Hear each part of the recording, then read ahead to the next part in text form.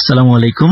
ভাই, আমি এখন যে ঘটনাটি বলবো, তো ঘটনাটি আমাদের রাজবাড়ী জেলার ঘটনা দিয়ে আমি শুরু করব আজকে আমার ফার্স্ট স্টোরিটা। আমাদের রাজবাড়িতে মানে রাজবাড়ি একদম প্রান্তিক পর্যায়ে, ঠিক বালিয়াকান্দি উপজেলার ঠিক আগের দিকে একটা বিশাল একটা বিল পড়ে। ওই বিলের ঘটনা আমি এর আগে অবশ্য বলেছি। ওখানে একটা গ্রাম আছে, নাম হচ্ছে বারেক গ্রাম।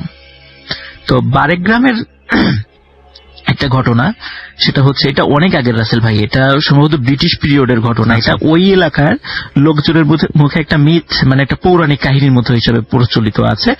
আমি রাসেল ভাই প্রথম 2011 সালের দিকে আমার ওই বাড়িগ্রামের পাশে আমার এক আত্মীয় বাড়ি আছে, আমার এক বন্ধু আছে, নাম হলো আসাদুজ্জামান রনি, যে যার বাড়ি ওই কাছাকাছি আর কি। ও একদিন নৌকায় নিয়ে বর্ষাকালে মানে আমাকে ঘুরতে নিয়ে গেছিল ওই বিলে। তো ওই অনেক দূর যাওয়ার পরে, প্রায় 2 কিলোমিটার ভিতরে যাওয়ার পরে, ও আমাকে একটা জায়গা দেখিয়েছিল, বলে এই জায়গায় একটা ঘটনা আছে, একটা ভৌতিক ঘটনা। আমি পরে বিভিন্ন সময় ভুলে গেছি কি ঘটনা ছিল, আমার মনেও ছিল না, আমি ভুলে গেছিলাম।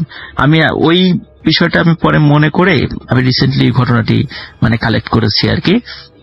আশা করি সবার ভালো লাগবে রাসেল ভাই। রাসেল ভাই, ঘটনাটি ওই আমাদের যখন দেশ ভাগও হয়নি ওই সময়ের, কারণ ওই সময়ে বারেক গ্রামটা রাসেল ভাই বর্ষাকালে যেটা হয় সেটা হলো ওই টোটালটাই মানে পানির নিচে চলে যায়। ওখানে যারা যে সমস্ত লোকজন থাকেন আর কি ওই এলাকায়, ওনারা ওই মাটি ফেলে ফেলে ওই জায়গাটা উঁচু করেন, যেখানে ওনারা থাকবেন আর কি, ওটা উঁচু। আর যখন বর্ষাকাল শেষ হয়ে যায় তখন কিন্তু বিশাল পতিত জায়গা পড়ে থাকে, সেখানে ওনারা মানে ফসল টসল ফলান আর কি। আর ওই বাড়িগুলো উঁচা করার ওই সুবাদে রাসেল ভাই, প্রত্যেকটা বাড়ির সামনে কিন্তু এক একটা করে পুকুর রয়েছে। যেহেতু পুকুরের মাটি দিয়ে ওই জায়গাটা ওনারা উঁচা করে ওখানে বাড়ি করেছেন, প্রত্যেকটা বাড়ির সামনে আপনি একটা করে পুকুর পাবেন, এখনো পাবেন সেখানে। তো রাসেল ভাই, যখন ওখানে ওই সময়টাতে লোকজন কি করতো, বিশেষ করে বর্ষাকালে, আমরা জানি বর্ষাকাল মানে যখন বৃষ্টি হয় তখন দেখা যায় কি, আমরা কিন্তু জানি যে ওই পুকুর থেকে কই মাছ, টাকি মাছ, শোল মাছ এগুলো কিন্তু উঠে আসে পানির সাথে সাথে। তখন কিন্তু ওই অনেকে কিন্তু ওই মাছগুলো ধরতে যায়। তো গ্রামে একজন লোক ছিল রাসেল ভাই, মানে ওই লোকটার নাম অনেক আগের, তো লোকটার নামটা আমি সংগ্রহ করতে পারি নাই যে আসলে এক্সাক্ট ওনার নামটা কি ছিল আর কি। তো উনি ওই বর্ষাকালে ওই যখন বৃষ্টি হতো, উনি বুঝতে পারতেন যে এখন হয়তো বা পুকুর থেকে মাছ টাছ হয়তো উঠে উঠে আসবে আর কি। তো উনি কি করতেন, উনি ওই মানে বের হতেন। আর ওই সময় রাসেল ভাই ওই টর্চ লাইট ছিল না ওনার। তো ওই সময় যেটা করতেন সেটা হলো, গরিব মানুষ তো, ছাতাও ছিল না। ওই আমরা যে এলাকায় যেটাকে বলে মান কচু বলি আর কি, বিশাল বড় কচুর পাতা। তো উনি ওনার বাসার পাশে পান কচু ছিল, উনি ওইগুলো ছিঁড়ে নিয়ে মাথায় দিয়ে, যাতে পানি না পড়ে আর কি, তো ওটা মাথায় দিয়ে যেতেন। ওই সময় স্থানীয় ভাবে একটা আছে, মানে এক ধরনের প্রদীপের মতো হারিকেন। তো ওই সময় ওই রকম হারিকেনও ছিল না, ওই যে আমরা যে হারিকেন গুলো দেখি। তো ওই সময় সিকিম নামক এক ধরনের একটা জিনিস ওই সময় ছিল, ওনারা নিজেরা বাঁশ টাস দিয়ে এরকম একটা প্রদীপের মতো বানাতেন আর কি, যাতে করে। তো ওইটা উনি হাতে নিয়ে বের হয়েছেন। তো বের হওয়ার পরে হাঁটছেন হাঁটছেন, হঠাৎ করে উনি মানে একটা পুকুরের কাছে যখন চলে আসেন, আসার পরে দেখে বিশাল আকৃতির একটা শোল মাছ, মানে মানে অসম্ভব রকমের বড়। তো উনি চিন্তা করলেন যে এই একটা মাছ, এ তো পুরো গ্রামের লোকে খেয়ে শেষ করতে পারবে না। কিন্তু রাসেল ভাই চিন্তা করেন, এই মাছটাকে তো এইভাবে, এর তো গায়ে অনেক শক্তি, আমি তো এইভাবে হঠাৎ করে একে ধরে নিয়ে যেতে পারবো না, ও তো লেজে বাড়ি দিয়ে আমাকে ফেলে দেবে। তো উনি চিন্তা করলেন, আমি বাসা যেহেতু আমার কাছে, দ্রুত যাই, তো গিয়ে একটা টেটা নিয়ে আসি। আসলে টেটা তো মানে মোটামুটি সবাই চেনে আর কি, একটা টেটা নিয়ে আসি। তো উনি সত্যি দ্রুত বাসায় গেলেন এবং টেটা নিয়ে আসলেন। টেটা নিয়ে আসার পরে উনি দেখলেন যে না, মাছ ওই জায়গায় আছে, ওখান থেকে মুভ করে নাই। তো উনি যেটা করেন রাসেল ভাই, ওই টেটা দিয়ে মাছের মানে ঘাড়ের কাছে একটা আঘাত করেন। তো আঘাত করার সাথে সাথে মাছটা মানে একটা মানে তার স্বরে একটা আর্তনাদ করে ওঠে। এমনি মাছ তো আসলে নরমালি শব্দ করতে পারে না, আর্তনাদ করে উঠে সাথে সাথে এক লাফ দিয়ে একটা পুকুরের মধ্যে চলে যায়। তো উনি চিন্তা করেন, হারে মাছটা ধরতে পারলাম না। কিন্তু পুকুরে যে গেছেন, মাছটা যে গেছে কোন পুকুরে, এটা তো উনি মার্ক করে রেখেছে, যাক পুকুরে যেহেতু গেছে, সারা রাত আমি পাহারা দেবো যেন আবার উঠে না আসে, সকালবেলা গ্রামবাসীদেরকে নিয়ে এই মাছটা ধরবই আমি। রাসেল ভাই সকালবেলা গ্রামের অন্য লোকদেরকে খবর দেন যে এই পুকুরের মধ্যে একটা বড় আকৃতির মাছ আমি কালকে আঘাত করেছি টেটা দিয়ে, এটা এই পুকুরেই আছে, আসলে আমরা সবাই জাল দিয়ে মাছটা ধরি। তো রাসেল ভাই ওখানে যারা ইয়াং আরো যারা ছিল সবাই খুব উৎসাহ নিয়ে জাল টাল ফেলে মাছ ধরার মানে আয়োজন শুরু করেছে। তো সত্যি রাসেল ভাই বেশ কিছুক্ষণ পর যখন জাল ফেলেছে, মানে বড় একটা মাছের মানে উপস্থিতি তারা টের পেয়েছে পুকুরে। আচ্ছা, তো ওরা অনেক কষ্টে সত্যি রাসেল ভাই মাছ ওটা ধরেছে। ধরার পরে যখন উপরে উঠিয়ে এনেছে, দেখে আসলে অনেক বড় একটা শোল মাছ। তখন ওরা বলে যে এইবার আমরা যেহেতু সবাই মিলে ধরেছি, এটাকে আমরা সবাই টুকরা টুকরা করে আমরা আমাদের মতো ভাগ করে নিব। এখন আসলে গ্রামে তো ওই গ্রামটা খুব বেশি বড় না, ছোট গ্রাম, মাত্র 50 থেকে 55টা ফ্যামিলির বসবাস ছিল ওখানে। এখন মাছ ধরেছে হয়তো বা 30-40 জন। এখন ওনারা এসে বলছে আমরাও তো গ্রামবাসী, আমাদেরকেও কিছু ভাগ দাও। কিন্তু যারা মাছ ধরেছে বলে যে না, আমরা এত কষ্ট করে ধরেছি, তোমাদেরকে দেব না। তখন ওনারা ভাগছে, এক পর্যায়ে তাদের সাথে কথা কাটাকাটি করে রাগ করে বাসায় চলে যায়, ওনারা আর নেন নাই। ভাই মাছটা ধরার পরে যখন সিদ্ধান্ত হলো এত বড় মাছ মানে বটি দিয়ে তো কাটা যাবে না, বড় কুড়াল দিয়ে মাথাটা আলাদা করতে হবে। তখন কুড়াল দিয়ে যখন মাথা আলাদা করতে হঠাৎ করে একজন খুবই বৃদ্ধ একজন মহিলা এসে হাউমাউ করে কান্নাকাটি শুরু করেছে ওখানে এসে।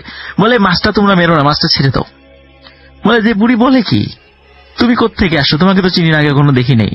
বলে আমার বাড়ি পাশের গ্রামে, শুনলাম যে এরকম একটা মাছ তোমরা ধরছো, তো এই জন্য চলে আসলাম, মাছটা মেরো না, মাছটা তুমি ছেড়ে দাও তোমরা। বলে পাগল নাকি, এত কষ্ট করে ধরলাম এত বড় একটা মাছ, এটা এখন ছেড়ে দিব না, এটা সম্ভব না। তো বুড়ি যখন বারবার নিষেধ করতেছিল, তখন তারপরও কথা শুনতেছিল। এক পর্যায়ে লোকজন ক্ষিপ্ত হয়ে বুড়িকে মানে এক পর্যায়ে মানে একরকম ঘাট ধরেই ওখান থেকে সরিয়ে দেয়। কিন্তু বুড়ি বারবার ফিরে আসতেছে যে মাছটাকে মেরো না। কিন্তু বুড়ির কথায় কেউ কর্ণপাত করে নাই। মাছটাকে কাটা হয়, টুকরো টুকরো করে কাটা হয়। কাটার পরে যারা ওখানে ছিল, যারা মাছ ধরেছে, সবাই মোটামুটি ভাগযোগ করে সবাই নিয়ে যায়। রাসেল ভাই নিয়ে যাওয়ার পরে ওখানে সবাই বাসায় গিয়ে রান্না টান্না করে খায়ও সেই মাছ। রাত যখন হয়ে গেছে রাসেল ভাই, গভীর রাত, হঠাৎ খুব মানে মায়াবী কণ্ঠে মানে খুবই মানে কান্নাকাটি করছে একজন মানে মহিলার আওয়াজ তারা শুনতেছে। সবাই বলতেছে মানে সবাই মানে ওইখানে গ্রামের অনেকেই সেটা শুনেছে, মানে প্রত্যেকটা বাড়ির পাশ দিয়ে গেছে, বললো যে আমার ছেলেটাকে এইভাবে তোরা মেরে ফেললি, এটা কি ঠিক হলো? কতবার তোদেরকে নিষেধ করলাম, আমার কথাটা শুনলেই না তোরা। হ্যাঁ, এবং যে শাস্তি তোরা পাবি, যে অন্যায় তোরা করেছিস, হ্যাঁ এটা তোরা শাস্তি অবশ্যই তোদেরকে পেতে হবে। এরকম খুবই কান্নাকাটি করছিল। এবং আসলে ভাই ওই সময় জানালা যারা খুলেছে মানে দেখেছে যে একজন বৃদ্ধ মহিলা, ওই যে বৃদ্ধ মহিলাটা, উনি মানে যতটুকু দেখা গেছে উনারই মনে হয়েছে, উনি মানে লাঠিতে ভর করে ওই রাসেল ভাই যে মাছ যেহেতু অনেক বড় ছিল, তার মাছের যে ভিতরের মেরুদণ্ড বা কাঁটাগুলো তো অনেক বড় বড়, তো প্রত্যেকটা বাড়ির পাশে উনি যাচ্ছেন, গিয়ে ওই কাঁটাগুলো সংগ্রহ করতেছেন আর কান্নাকাটি করতেছে যে এইভাবে আমার ছেলেটাকে তোরা মেরে ফেললি, এটা ঠিক হইল না। তো রাসেল ভাই সকালে যখন গ্রামের অন্য সদস্যরা যারা সকালবেলা খেতে কাজ করতে গিয়েছে, ওনারা দেখে খেতে ওনাদের সাথে অনেকেই কাজ করতে আসেন নাই। আজব ব্যাপার, এরা তো সকালে এত দেরি করে না। সবাই জিজ্ঞেস করে অমুককে দেখেছে, বলে তো না। আর একজন জিজ্ঞেস করে না, তাকেও দেখি নাই। দেখে যে মানে কালকে যে লোকগুলো মাছ ধরেছিল বা মাছের ভাগ বাটোয়ারা করেছিল, এদের একজনও খেতে কাজ করতে আসে নাই। ইনাদের কাছে খুব অবাক লাগে, কি ব্যাপার ওরা খেতে কাজ করতে আসতেছে না কেন, তো দেরি হওয়ার কথা না।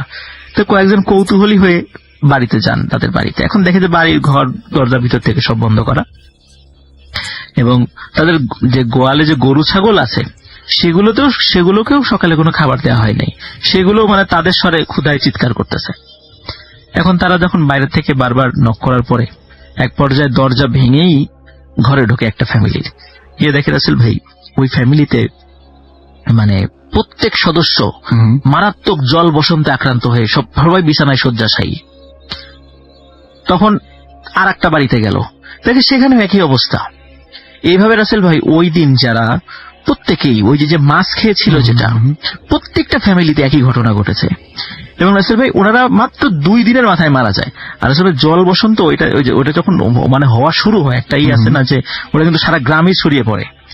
তখন লোকজন ভয়ে, যারা মানে জীবিত ছিল বা যাদের হয় নাই, ওনারা তাড়াতাড়ি করে গ্রাম থেকে সরে পড়া শুরু করে।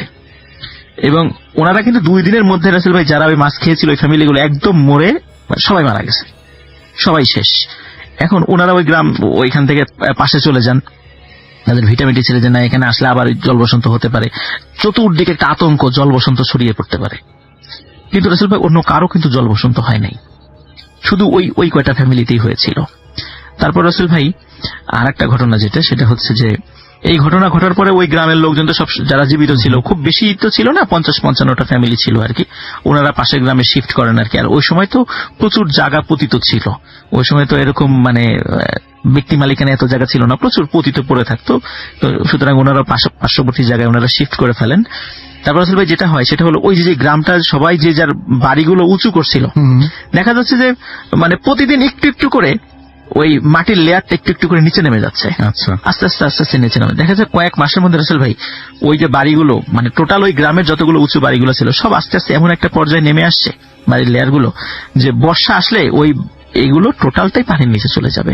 আচ্ছা, এইভাবে রাসেল ভাই একটা সময় ওই টোটাল গ্রামটাই বর্ষার সময় পানির নিচে চলে যেত দীর্ঘ সময়। এই যে একটা মাছ খাওয়া নিয়ে যে একটা গ্রামে এত লোক মারা গেল, এইভাবে যে একটা গ্রাম নিশ্চিহ্ন হয়ে গেল, ওটাতে একটা অভিশপ্ত একটা জায়গা ছিল। আজও ওখানে এই ঘটনাগুলো মানে অনেকের মুখে মুখে ফেরে, হয়তোবা যার সাথে ঘটেছিল তার নামটা অনেকে ভুলে গেছে, সে নামটা এখন জানা যায় না। আসলে আমি একটা জিনিস আমি এই ঘটনাটা শোনার পরে একটা ফিল করলাম, সেটা হলো যে মাতৃত্ব এমন একটা জিনিস, সেটা মানুষের বেলাই হোক, কোনো পশু পাখির বেলাই হোক, বা কোনো জিনের বেলাই হোক, মাতৃত্ব এমন একটা জিনিস যে সেটা সবার বেলায় একই রকম থাকে। যেমন ওই মাছটাকে যখন ওরা ধরতে গেছিল, ওই বৃদ্ধ মহিলা কত কান্নাকাটি করেছে, তারপরে কেউ কিন্তু তার কথা শোনে নাই।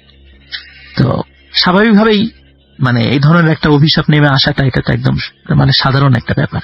কিন্তু আমার কাছে খুব অবাক লাগছে যে ওই মহিলাটা কি আকুতি মিনতি যে তাদেরকে কিছু করেছিল, যে তার সন্তানকে যেন হত্যা না করা হয়, কিন্তু কেউ ওটা ভ্রুক্ষেপই করেনি।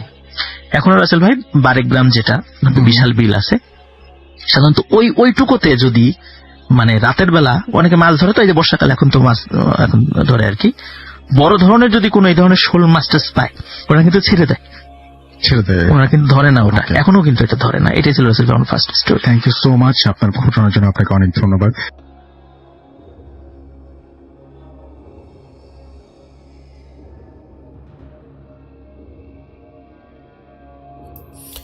ধন্যবাদ রাসেল ভাই আমাকে ঘটনা বলার সুযোগ দেওয়ার জন্য। আমার নাম হচ্ছে রিপন, আমি এসেছি লালমনিরহাট থেকে। রাসেল ভাই, এখন যে ঘটনাটা আমি আপনাকে শেয়ার করব, এই ঘটনাটা আমাকে পাঠিয়েছেন তার নাম হচ্ছে হাশেম। তার বাড়ি নওগাঁ জেলার পত্নীতলা উপজেলায়। সম্ভবত কারণে তার গ্রামের নাম বলা যাচ্ছে না। রাসেল ভাই, আমি ঘটনায় চলে যাচ্ছি। ঘটনাটা ঘটেছিল আজ থেকে 15 বছর আগে। ঘটনাটা ঘটেছিল হাশেম ভাইয়ের বাবার সাথে। তিনি তার বাবার কাছ থেকে ঘটনাটা শুনেছেন। তো হাশেম ভাইয়ের বাবা তখন বেশ জোয়ান মানুষ ছিলেন, গ্রামে তখনও বিদ্যুৎ আসেনি।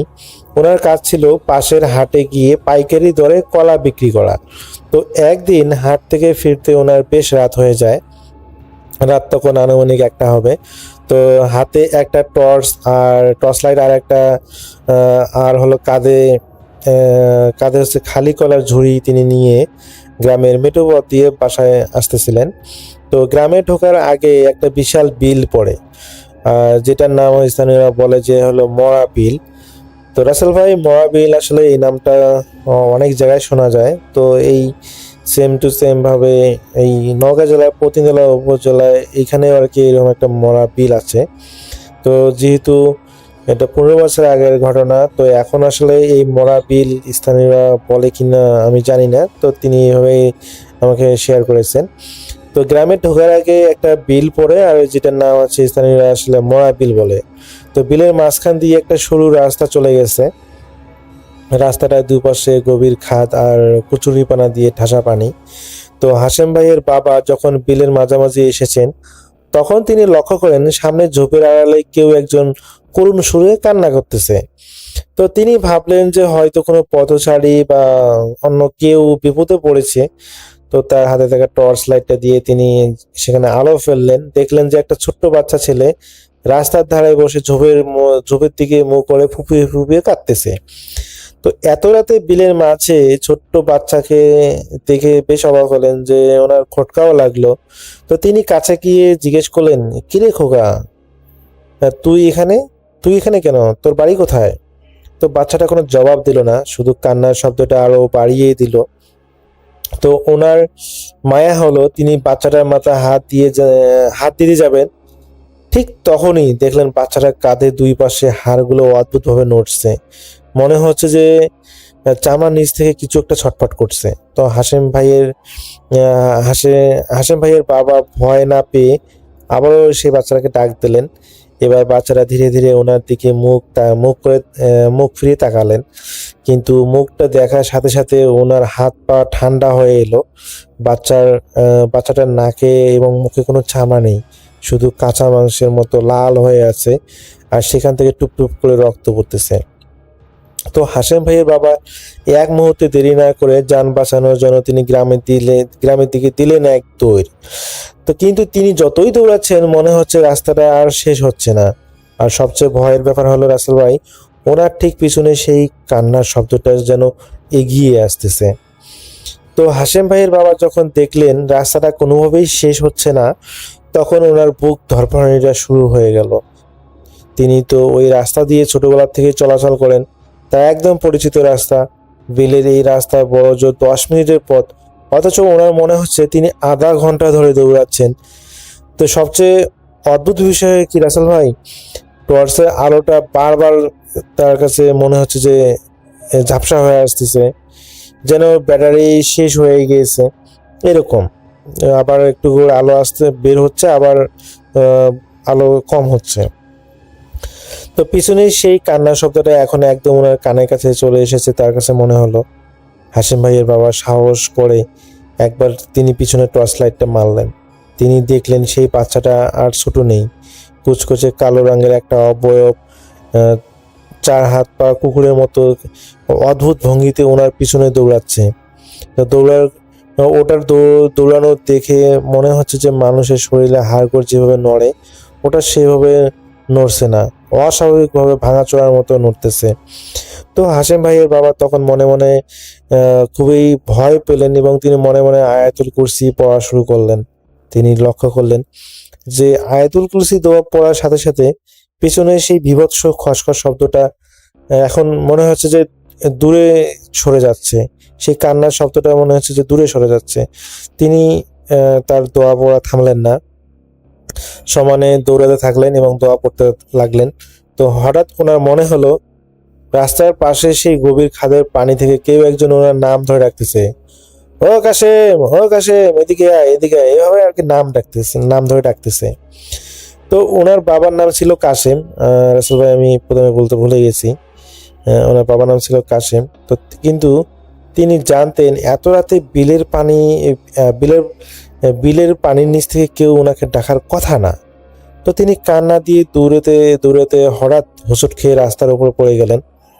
ওনার কাঁধের কলার সেই ঝুড়িটা ছিটকে পানির নিচে পড়ে গেল।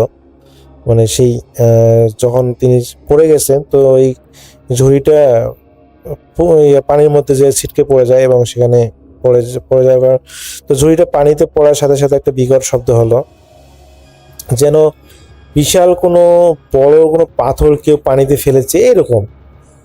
ঝুড়িটা ফেলে তো এরকম শব্দ হওয়ার কথা না, কিন্তু তিনি লক্ষ্য করেন যে তার ঝুড়িটা পানি পড়ার সাথে সাথে মনে হয় যে একটা বড় কোনো পাথর পানিতে ফেললে পানি যেরকম করে ছটকে যায় ওইরকম। তো হাশেম ভাইয়ের বাবা উঠে দাঁড়ালেন।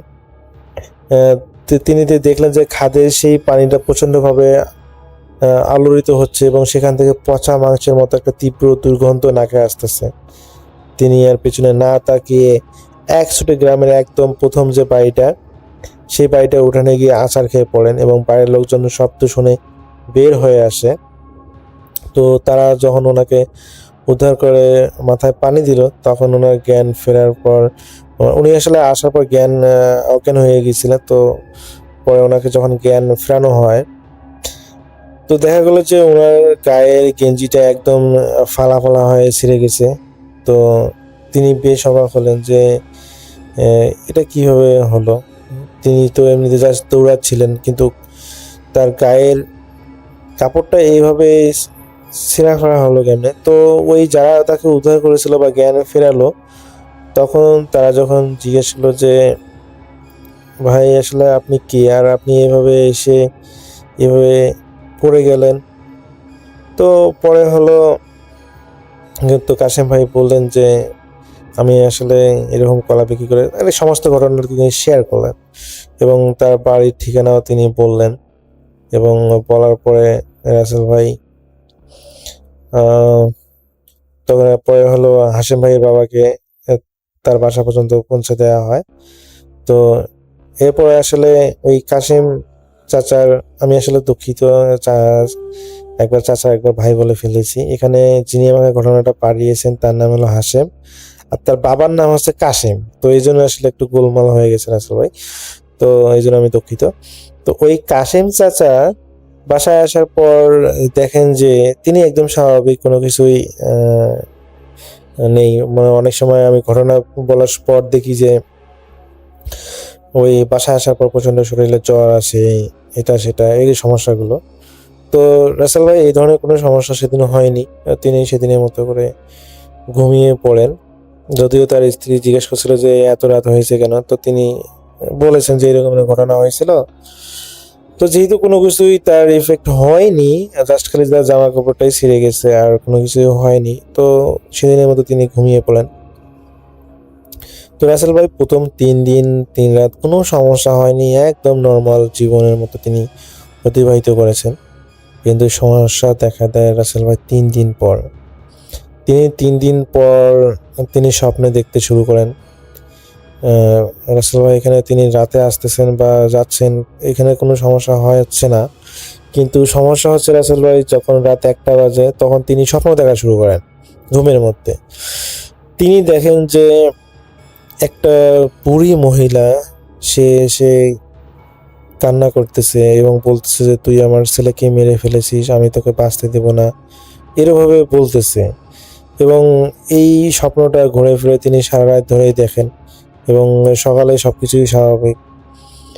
তো তিনি প্রথমত এটা ভাবলেন যে এটা হয়তো বা তার মনের ভুল, এই ধরনের স্বপ্ন তিনি দেখতেই পারেন, অস্বাভাবিক কিছু না, কারণ যেহেতু এরকম একটা ঘটনা ঘটেছিল। তো দ্বিতীয় রাতে সেম টু সেম ভাবে তিনি একই স্বপ্ন দেখেন। এভাবে রাসেল ভাই তিনি 4 দিন টানা 4 দিন একই রকম স্বপ্ন দেখেন, কোনো পরিবর্তিত নাই, কোনো পরিবর্তন নাই। সেম স্বপ্ন দেখেন যে একজন বুড়ি মহিলা এসে কান্না করতেছে এবং সে বলতেছে যে তার ছেলেকে তুই মেরে ফেলেছিস, তোকে আমি বাঁচতে দেবো না। তো এতে করে রাসেল ভাই ওই কাশিম চাচা একটু ভয় পেয়ে যান যে কি ব্যাপারে, প্রতিদিন তো এরকম স্বপ্ন দেখা তো ভালো না। যদি প্রতিদিন আলাদা আলাদা স্বপ্ন দেখতেন তাহলে বিষয়টা ছিল আলাদা, কিন্তু তিনি একই স্বপ্ন প্রতিদিন কেন দেখতেছেন? তো তিনি একটু ভয় পেয়ে যান এবং ভয় পাওয়ার পর তিনি নিকটস্থ যে তাদের হুজুর আছে, পরিচিত একজন হুজুর আছে, তার কাছে যান এবং তাকে শেয়ার করেন যে হুজুর এরকম ঘটনা, আমি তো প্রতিদিনই এরকম স্বপ্ন দেখতেছি, একই স্বপ্ন। তো সেই হুজুর আসলে একটু রোকাইয়া করতে পারতেন এবং তিনি তো সেই কাশিম চাচার উপর একটু পরীক্ষা নিরীক্ষা করে পড়ে যে বলেন যে দেখো বাবা, আমি আসলে তোমাকে এটা সাহায্য করতে পারতেছি না, এটা তোমার সাথে যেটা হচ্ছে এটা মনে হয় অনেক খারাপ কিছু, তুমি আরো ভালো কোনো কবিরাজ বা তান্ত্রিকের কাছে দেখা করে সমস্যার সমাধান করো। তো কাশিম চাচা বুঝতে পারলেন যে যেহেতু হুজুর বলেছে তাহলে অবশ্যই এটা খারাপ কিছু হবে। তো তিনি কোনো দেরি না করেই একজন তান্ত্রিকের কাছে চলে যান, যিনি আসলে এগুলো তো পারদর্শী। তো তান্ত্রিকের কাছে যাওয়ার পর তিনি বলেন যে হ্যাঁ, তুমি আসলে ঠিক সময়ে এসেছো, তুমি যদি দেরি করে আসতা তাহলে হয়তো তোমার প্রাণনাশের একটা হুমকি থাকতো। যাই হোক, তুমি সময় মতো এসেছো, এজন্য হয়তো আর সমস্যা হবে না, আমি যা করার দেখতেছি। তো সেই কবিরাজ অনেক কিছু চেয়ে বসে, যেগুলো আসলে একজন মানুষের জন্য অনেক কস্টলি, বলতে অনেক ব্যয়। যেমন তিনি বলেন যে একটা কালো রঙের কুচকুচে একটা গরু লাগবে, যেটা বাজার থেকে একদমে কিনতে হবে, আর কিছু কলা, যেহেতু কলা তার কাছেই ছিল, কলা নিয়ে সমস্যা নাই, আরও অনেক কিছু চেয়েছিল এবং সমস্ত কিছু ম্যানেজ করতে প্রায় 1 দিন সময় লাগে। এবং রাসেল ভাই এখানে একটা কথা বলি, ওই 5ম দিন রাতে তার আসলে 1 দিন সময় লাগার কারণে, তো 5ম দিন রাতে সেই স্বপ্নটা তিনি আবার দেখেন এবং এই স্বপ্নটা দেখার পরে তিনি দেখেন যে সেই মহিলাটি প্রচণ্ড রেগে আছেন তার প্রতি। তো এরপরে ঘটনাটা তিনি পুনরায় সেই কবিরাজ কাছে শেয়ার করেন যে এরকম এরকম। তো কবিরাজ তাকে অভয় দিয়ে বলে যে সমস্যা নাই, আমি সবকিছু ব্যবস্থা করতেছি। তো এরপরে রাসেল ভাই তিনি হলো ওই কবিরাজের মাধ্যমে সবকিছু ম্যানেজ করে দেন এবং দেওয়ার পর বাসায় চলে আসেন এবং বাসায় আসার পর তিনি যখন ষষ্ঠ দিন যখন তিনি ঘুমোতে যান, রাসেল ভাই তিনি সেদিন সেই স্বপ্নটা দেখেন নাই, কিন্তু তিনি একটা নতুন স্বপ্ন দেখেন। সেই নতুন স্বপ্নে তিনি দেখেন যে সেই মহিলাটা এবার খুবই মানে করুণ সুরে কান্না করতেছে, এরকম তিনি দেখাচ্ছে এবং সে বলতেছে, তুই আমাকে শুধু এটা বল যে তুই আমার বাচ্চাটাকে কেন মেরেছিস, এটা বলতেছে। তো আগের স্বপ্নটা থেকে এই স্বপ্নটা আলাদা। আগের স্বপ্নতে তাকে হুমকি দেওয়া হচ্ছিল, কিন্তু এই স্বপ্নটা তাকে আসলে জানতে চাওয়া হচ্ছে যে কেন সে তার বাচ্চাটাকে মেরে ফেলেছে। তো রাসেল ভাই এখানে কাসেম চাচা নিজেও বুঝতে পারতেছে না আর তো কখন তার বাচ্চাকে সে মেরে ফেললো, সে কোনোভাবেই বুঝতেছে না। তো সপ্তম দিনে যখন কাসেম চাচা সেই তান্ত্রিকের কাছে যায় এবং বলে যে এরকম এরকম, আমি তো বুঝতে পারতেছি না যে কখন তার বাচ্চাকে মেরে ফেললাম। এবং কবিরাজ জানায়, ওই যে তোমার মাথা ঝুড়িটা যখন পানির মধ্যে যে পড়েছিল, আসলে তোমার ঝুড়িটা তার বাচ্চার কাছে মনে হয়েছিল যে একটা পাথরের ন্যায়, একটা পাথর মনে হয় যে তার বাচ্চার মাথার উপর পড়েছে এরকম। তো ওই ঝুড়িটা পড়ার পানিতে তার বাচ্চাটা ছিল, সেখানে পড়ার কারণে সেই ঝুড়িটার আঘাতে তার বাচ্চাটা মারা যায়। তো এটাই সে আসলে জানতে চাচ্ছে। তো তুমি চিন্তা করো না, আমি ব্যবস্থা নিচ্ছি। তো সেদিন সেই জিনটাকে হাজির করা হয় এবং হাজির করে ওই কবির তান্ত্রিক আর কি ভয়ভীতি দেখায় যে দেখো তোমার বাচ্চাকে মারা গিয়েছে, এ তো ইচ্ছা করে মারে নাই, এটা অনিচ্ছাকৃতভাবে হয়ে গেছে, তুমি এর পিছু ছাড়ো, নাহলে আমি কিন্তু তোমাকে বন্দি করব। তো পরবর্তীতে সেই মহিলাটা বুঝতে পারে যে এর সাথে পাঙ্গা নেওয়া ঠিক হবে না। তো পরে সেই মহিলাটা বা সেই জিনটা চলে যায়। তো ওই যে জিনিসগুলো জিনটা চেয়েছিল সেগুলো তো অলরেডি তারা ম্যানেজ করে ফেলেছে এবং তারা সেগুলো বুঝিয়ে দেয়। এবং পরবর্তীতে রাসেল ভাই কাসেম চাচার সাথে, হাসিম ভাইয়ের বাবার সাথে আসলে আর এই ধরনের কোনো ঘটনা ঘটেনি, তিনি এখন পর্যন্ত ঠিকঠাক আছেন। তো রাসেল ভাই এটাই ছিল ঘটনা।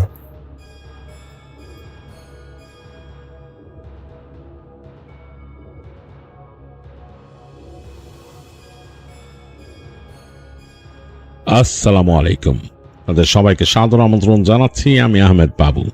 কেমন আছেন আপনারা? আশা করি সবাই ভালো আছেন। আমি আল্লাহর মধ্যে ভালো আছি আলহামদুলিল্লাহ। যে অভিজ্ঞতাটি আমাদের সাথে শেয়ার করেছেন রাফসান মাহমুদ জয়পুরহাট থেকে। এই বছরেরই ফেব্রুয়ারির কোন একটা সময় এই ঘটনাটি ঘটেছিল। রাফসান গিয়েছিল এমন একটা জায়গায়, যেই জায়গাটা বাংলাদেশেরই কোনো একটা অঞ্চল, যেখানে বেশ জায়গাটা অনেকটা পল্লী অঞ্চলই, কিন্তু বেশ অনেক গ্যাপে গ্যাপে অনেক সেখানে দেখাচ্ছে ইন্ডাস্ট্রি গড়ে উঠেছে, গার্মেন্টস ইন্ডাস্ট্রি অ্যান্ড আরও অনেক ইন্ডাস্ট্রি, বাট অনেক গ্যাপে গ্যাপে, যেহেতু এটা অনেকটা পল্লী অঞ্চল, সেখানে তাদের জন্য এটা করা সুবিধা। তো এরকম একটা জায়গায় রাফসান গিয়েছিল একটা কাজে।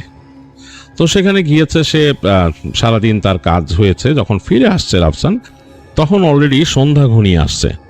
তো সে মোটামুটি টায়ার্ড, অনেক দূর যেতে হয়েছিল কাজকর্ম সেরে, আর তার সাথে মোটর বাইক ছিল। তো সে চালিয়ে আসতে আসতে একটা জায়গায় সে দেখতে পেল একটা অনেক পুরনো ভবন, সেটা ভেঙে চুরে গেছে, বেশ ভগ্ন দশা অবস্থায় পড়ে আছে, মানে ওটার রুইন পড়ে আছে এরকম অবস্থা। আর সেই জায়গার আশপাশটা পুরোপুরি মোটামুটি নীরব নিথর জায়গা, কেউ নাই, গাছপালা আছে বেশ কিছু। আর তার থেকে একটু সামনে তার চোখে পড়লো একটা ছোট্ট টং দোকান। সেই টং দোকানে সন্ধ্যা হয়েছে যেহেতু, সেখানে সেই যে টং দোকানের লোক সে বাতি জ্বালিয়েছে, বসে তার ছোটখাটো কাজগুলো করছে। তো রাফসানের চা খাওয়ার খুব ইচ্ছা হলো যে সে চা খাবে, টায়ার্ড হয়ে গেছে। সে তার মোটর বাইকটা নিয়ে আস্তে করে সামনে থামলো, থেমে সে নেমে সেখানে বসলো। তো বসে দেখতেছে যে এখানকার পরিবেশটা একেবারেই অন্যরকম। দোকানে আর কেউ নাই, সে আর সেই দোকানি যে আছে দোকানদার, তিনি বসা, পুরোপুরি নীরব নিথর চারিদিক। এবং মাগরিবের আজান শেষ হয়েছে একটু আগে, পুরা কেমন জানি চারিদিক অন্ধকার ঘনা আসতেছে, কেমন একটা পরিবেশ হয়ে যায় সেই সময়। তো দোকানি তার হারিকেনটাকে উস্কায় দিছে, মানে বাড়াই দিছে, কারণ দোকানের মধ্যে দেখলো ইলেকট্রিক কোনো বাতির কানেকশন নাই, মানে ইলেকট্রিক বাতি জ্বলতেছে না। তো বুঝলো রাফসান যে এখানে ইলেকট্রিক কানেকশন দেয় নাই, ছোট টং দোকান এখানে নাই, আর চার্জ লাইটও বসাইতে পারবে না, এর জন্যই সে হারিকেন চালাইছে। তো বেশ একটা অন্যরকম আলো হচ্ছে, তো রাফসানের কাছে বেশ ভালো লাগলো এরকম করে একটা জায়গায় বসতে। তো তিনি দেখলো যে ওই দোকানি চায়ের কেটলি চড়াইছেন কিছুক্ষণ আগে মনে হয়, এটা গরম হচ্ছে, ধোঁয়া উঠতেছে, চা পাতার একটা ঘ্রাণ পাওয়া যাচ্ছে। তো রাফসান জিজ্ঞেস করলেন দোকানিকে যে চাচা মানে কতক্ষণ খোলা রাখেন, এটা থাকে কতক্ষণ, মানুষজন আসে না? তো বললো যে না বাবা, মানুষ খুব কম এখানে, মানুষজন চলাফেরা কম করে। বলে ও আচ্ছা, মানুষ কম আসে না? বলে হ্যাঁ। তো আপনি তো দোকান দিয়ে রাখছেন?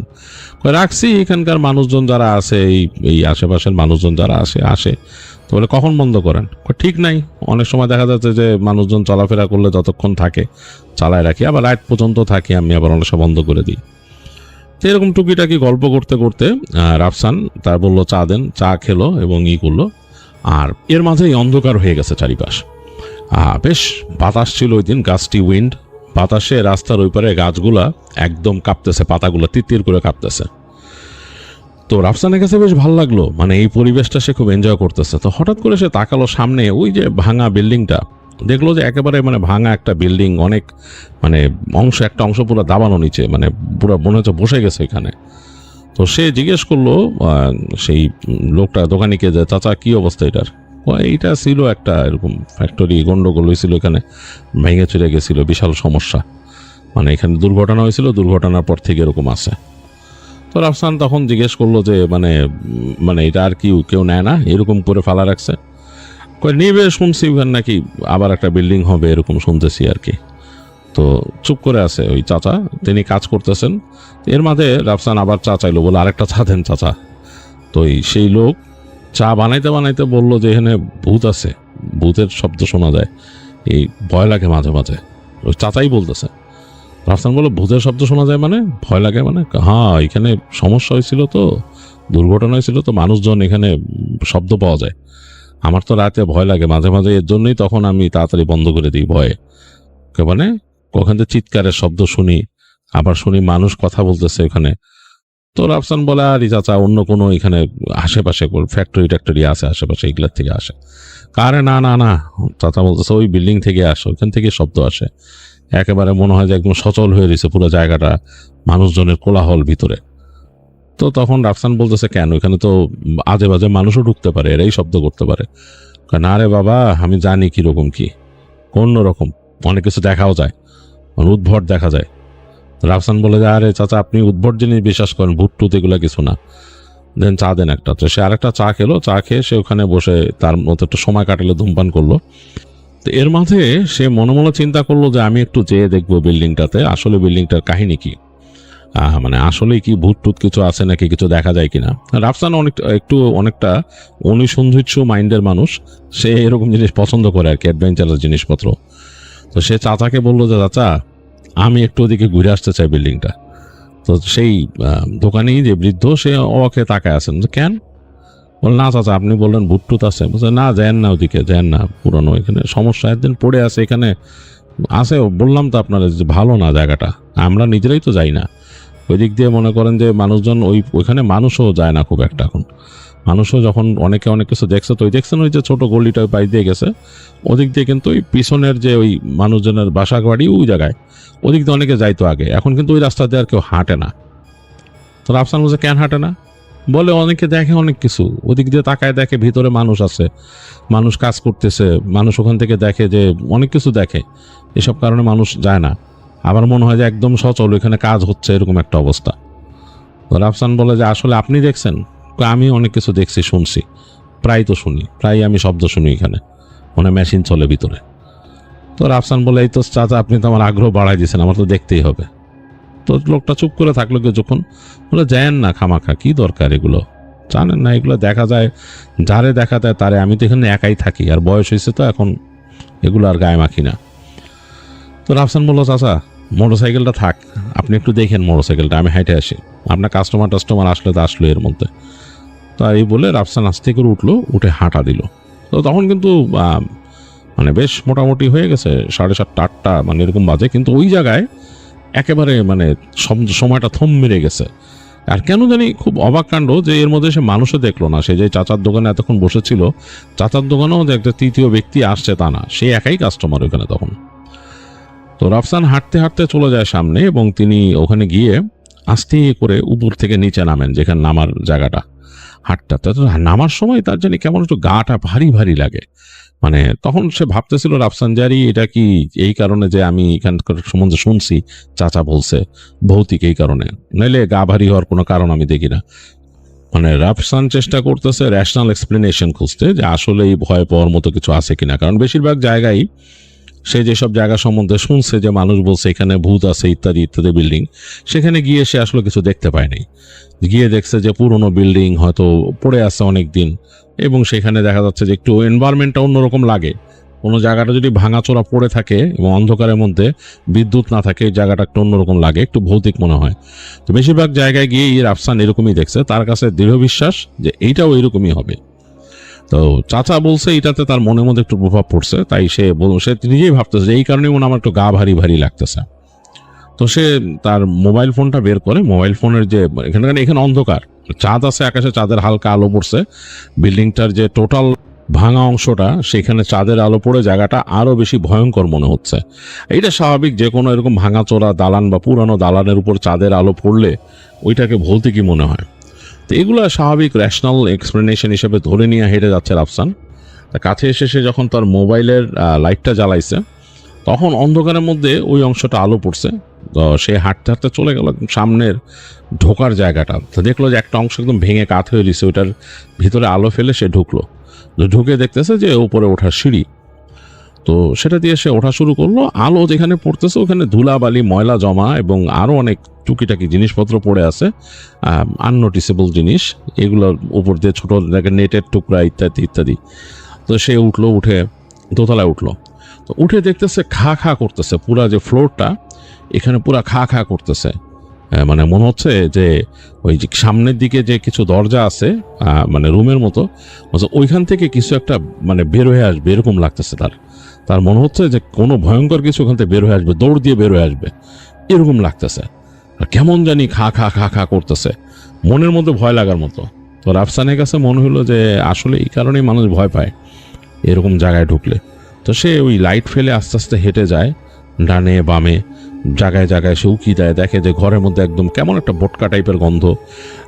এরকম করে সে একদম কর্নারের দিকে রুমে গিয়ে দেখে যে কিছু জিনিসপত্র পড়ে রয়েছে, এগুলো মানে ভাঙা মেশিনারিজ, আগে এখানে যে কাজ হতো সেগুলোর কিছু ভাঙা মেশিনারিজ পড়ে আছে। তো এরকম দেখে সে আস্তে করে লাইট ফেলে বের হয়ে যায় ওখান থেকে। তো বুঝতেছে যে খুবই স্বাভাবিক, একটা এরকম ভাঙাচোরা পরিত্যক্ত বিল্ডিং এরকমই হবে। তো সেইবার চিন্তা করে 3 তলায় উঠি দেখি কি অবস্থা। তো লাইট ফেলে ফেলে সে 3 তলায় উঠে যায়। উঠে গিয়ে দেখতেছে যে ওইরকমই, মানে দোতলায় যেরকম ছিল সেরকমই রুম টুম এরকম একটা অবস্থা। তো কর্নারে এখানেও এরকম রুম আছে একটা, সেইখানে সে আস্তে করে গিয়ে যখন আলো ফেলে, তো আলো ফেলে দেখতেছে যে ঘরটার মধ্যে একদম বোটকা টাইপের একটা কেমন গন্ধ, আর এখানেও বেশ কিছু মেশিন পড়ে আছে। তো রাফসান ওখানে দেখে সে ঘুরে এদিকে তাকায় যখন, তখন তার কাছে হঠাৎ করে মনে হয় যে একটা নিঃশ্বাসের শব্দ, মানে মনে হলো কেউ জোরে একটা নিঃশ্বাস ফেললো তার পেছনে। তো অটো রিফ্লেক্সে রাফসান পেছন ফিরে তাকায় সে তার উপরের দিকে, মানে তার দৃষ্টিটা যায় ফার্স্টে উপরের লেভেলে, দেখে কিছু না অন্ধকার। তো সে লাইটটা ঘুরে আনছে আর কি, হাতে মোবাইলটা ছিল, তো মোবাইলটা লাইটটা ফ্ল্যাশ লাইটটা সে কিন্তু অফ করে দিয়েছিল এখানে এসে দাঁড়ায়, কারণ এখানে সামনের অংশটা খোলা, ওখানে চাঁদের আলো আছে, এই জন্য অফ করে দিয়েছিল। তো সে ওইখানে তাকায়, মানে তার দৃষ্টির লেভেলে তাকায়, সে লাইটটা তাড়াতাড়ি মোবাইলের স্ক্রিন দিয়ে অন করতেছে। এই সময় তার চোখে পড়ে যে মাটিতে ফ্লোরে মনে হচ্ছে একটা কেউ পড়ে আছে, অনেকটা অবয়ব টাইপের, এবং মানে মানুষের অবয়ব যেরকম হবে সেরকম একটা অবয়বের মতো পড়ে আছে। আর মনে হচ্ছে তার চোখ দুইটা জ্বলতেছে, এরকম লাগলো যে মনে হচ্ছে, মানে ওইটার জন্য সে নোটিস করছে, মনে হচ্ছে চোখ দুটা জ্বলতেছে অন্ধকারের মধ্যে এবং মাটিতে পড়ে আছে মনে হয়েছে। তো সে লাইটটা দ্রুত ওখানে ফেলছে। তো লাইটটা পড়ার পর খুব দ্রুত, মানে মিলি সেকেন্ডে হবে, তার কাছে মনে হলো যে কিছু একটা দেখছিল ওইখানে, যেটা নাই হয়ে গেল ওইখানে। অ্যান্ড মানে তার কাছে মনে হলো যে একটা মহিলাকে পড়া দেখছে ওইখানে, সেই লাইটের আলোতে ফরেস্ট, মানে মিলি সেকেন্ড। এবং সেখানে সে দেখলো যে যেখানে সে পড়া দেখছে সেখানে একটা ভাঙা মেশিন টাইপের পড়ে আসছে ওই জায়গায় কাত হয়ে। তো তার কাছে মনে হলো যে সে কাউকে পড়া দেখছিল ওই মেশিনের নিচে। তার কাছে খুবই একটা অন্যরকম লাগলো যে জিনিস কি দেখছি, দেখে এখন কিচ্ছু নাই, এখন দেখছি কিচ্ছু নাই। তো রাফসান একবার ভাবলো আমি সামনে যাব কিনা, তার কাছে ভয় লাগতেছে, কিন্তু সে তারপরও চিন্তা করলো যে আমি এটা কি দেখছি, এটা আমার চোখের ভুল হবে। তো সে এই মোবাইলের আলো ফেলে ফেলে সামনে গেছে। এতক্ষণ কিন্তু হালকা বাতাস আসতেছিল বাইরের থেকে। সে যখন সামনে গেল হঠাৎ করে তার কাছে মনে হলো এই বাতাসটা একেবারে বন্ধ হয়ে গেছে, মানে রুমের ভেতরের যে পরিবেশটা মনে হচ্ছে থম খেয়ে গেছে, মানে কোনো রকম বাতাস টাতাস কিচ্ছু নাই। একটাই কিন্তু বাতাস আসতেছিল, সে যখন দাঁড়ায় ছিল মনে হচ্ছে একেবারে বদ্ধ হয়ে গেছে চারিদিক। আর সে ভালো মতো আলো ফেললো, দেখলো একটা ভাঙা মেশিন কাত হয়ে পড়ে রয়েছে এখানে। এটা সম্ভবত কোনো সেলাই মেশিন বা কিছু ছিল, মানে কেউ নাই ওখানে। তো সে তাড়াতাড়ি আলোটা এদিক ওদিক ফেলে আবার সে ঘুরে দাঁড়ালো ওই দরজা দিয়ে বেরোতে। তো দরজা দিয়ে সে বের হয়ে আসতেছে, এই সময় তার মোবাইলের লাইটটা নিভে গেছে। এখন নিভে গেছে, এটা টাইমিং এর কারণে হতে পারে। মোবাইলের ফ্ল্যাশ লাইট একটা জ্বালালে একটা টাইমিং পর্যন্ত চলে সাধারণত, এটা মনে হয় বাড়ানো কমানো যায় মোবাইলের লাইটের টাইমিং সেটিংসে যায়, বাট এটা নিভে গেল।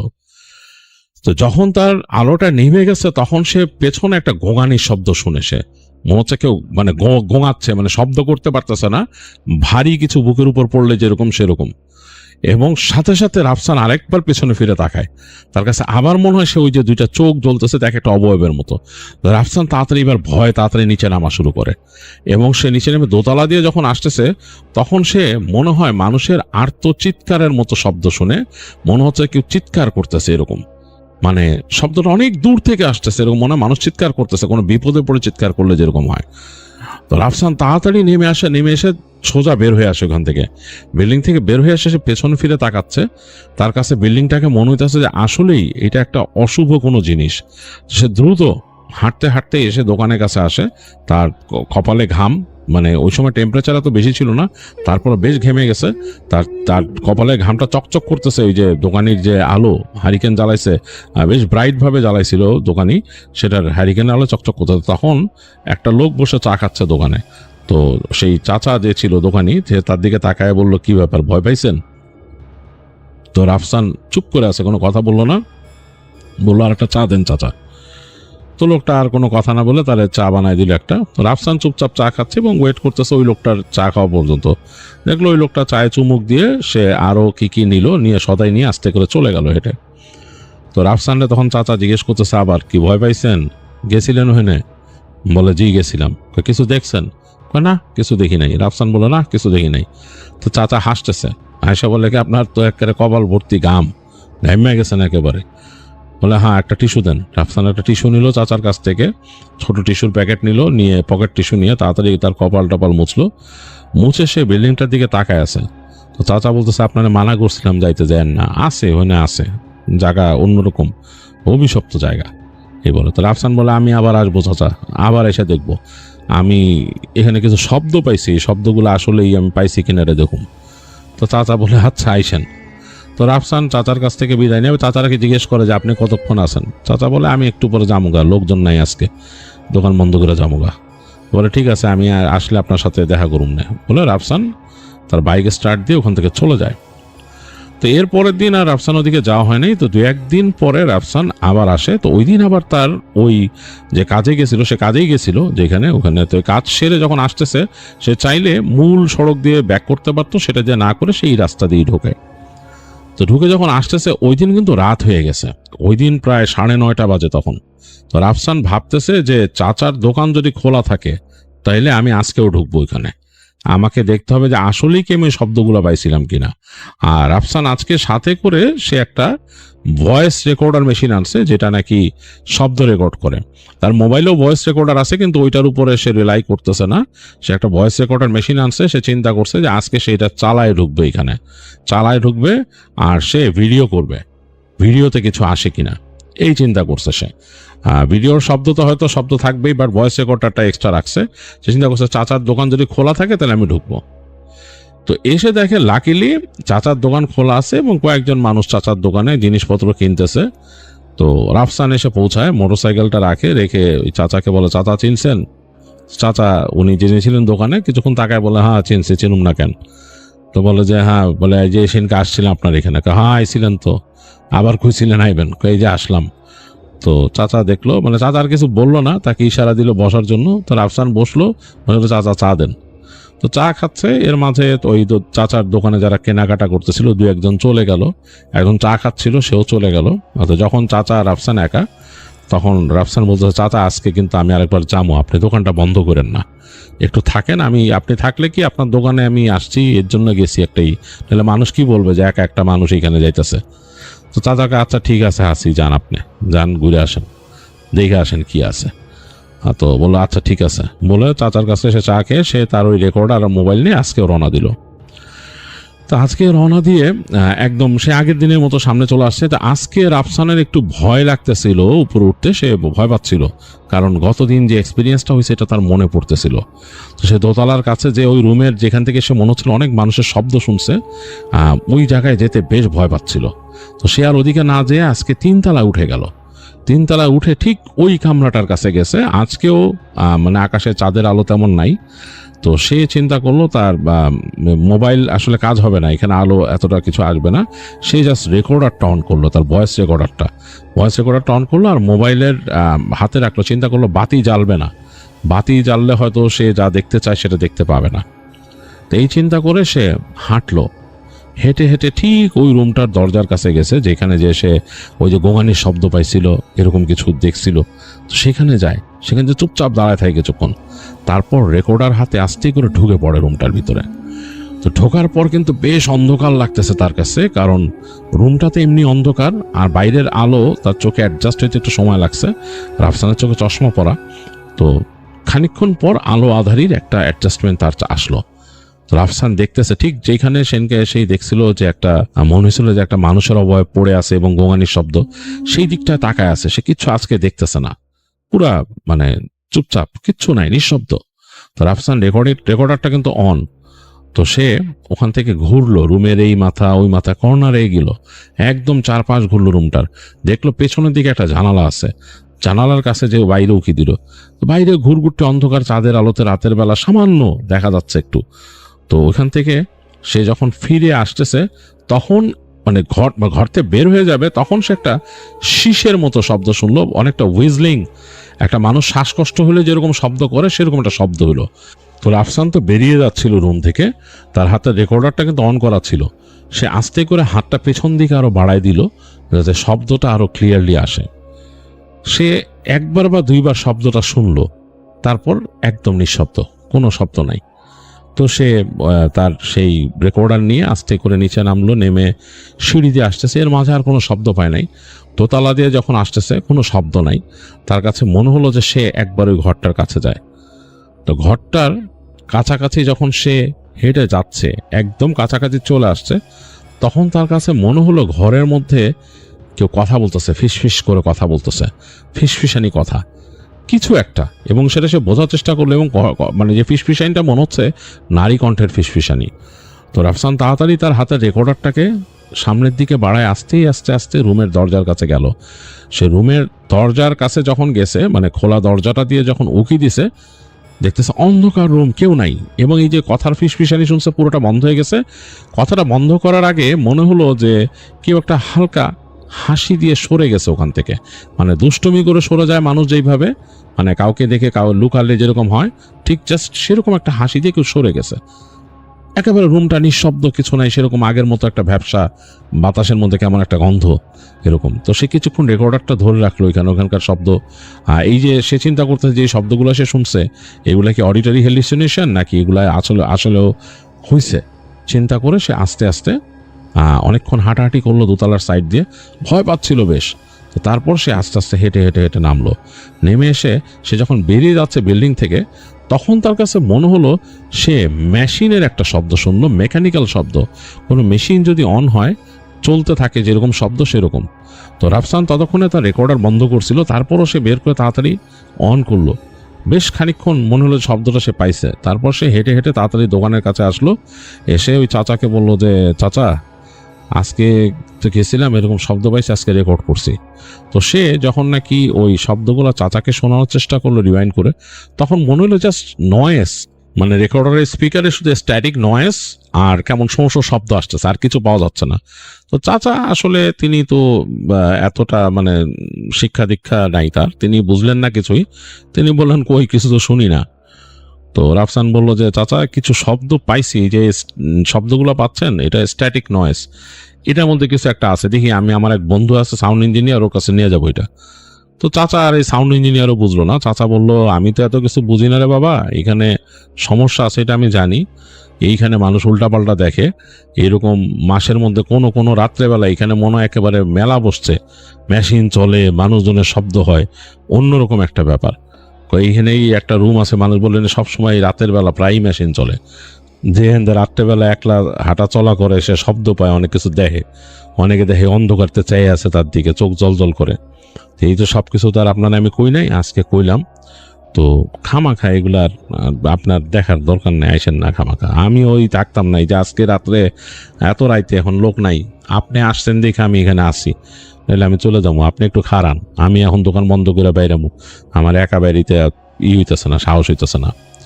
তো রাফসান বলে, আচ্ছা চাচা ঠিক আছে, অসুবিধা নেই, আপনি দোকান বন্ধ করে বাইরান। তো যাই হোক, সেই চাচা তার সামনেই দোকান ক্লোজ করার পর রাফসান তাকে বলে যে আপনার আমি এগিয়ে দিই মোটরসাইকেল দিয়ে, কত দূর যাবেন আপনি? তো চাচা বলে এই যে এইখানে। তো রাফসান ওই চাচাকে নিয়ে সামনে যায়, গিয়ে চাচার ওখান থেকে একটা গলি আছে, ওদের ঢুকে, মানে একটা রাস্তা, গলি মানে রাস্তা, তার পাশে ক্ষেত, আর সোজা গেলে ওখানে ঘর বাড়ি। তো চাচার ঘর বাড়ি দেখে, ওখানে নামাই দিয়ে সে বলে আচ্ছা আমি যাই। তো চাচাকে নামাই দিয়ে রাফসান যখন ফেরত আসতেছে, তখন তার মনে নানা চিন্তা যে এইখানে আসলে কি, মানে ব্যাপারটা কি, এখানে কোনো সোল ট্র্যাপড হয়ে আছে, কোনো রকম দুর্ঘটনার সোল, তারা কোনো ট্র্যাপড হয়ে আছে এখানে, এগুলো ভাবতে ভাবতে সে আসতেছে।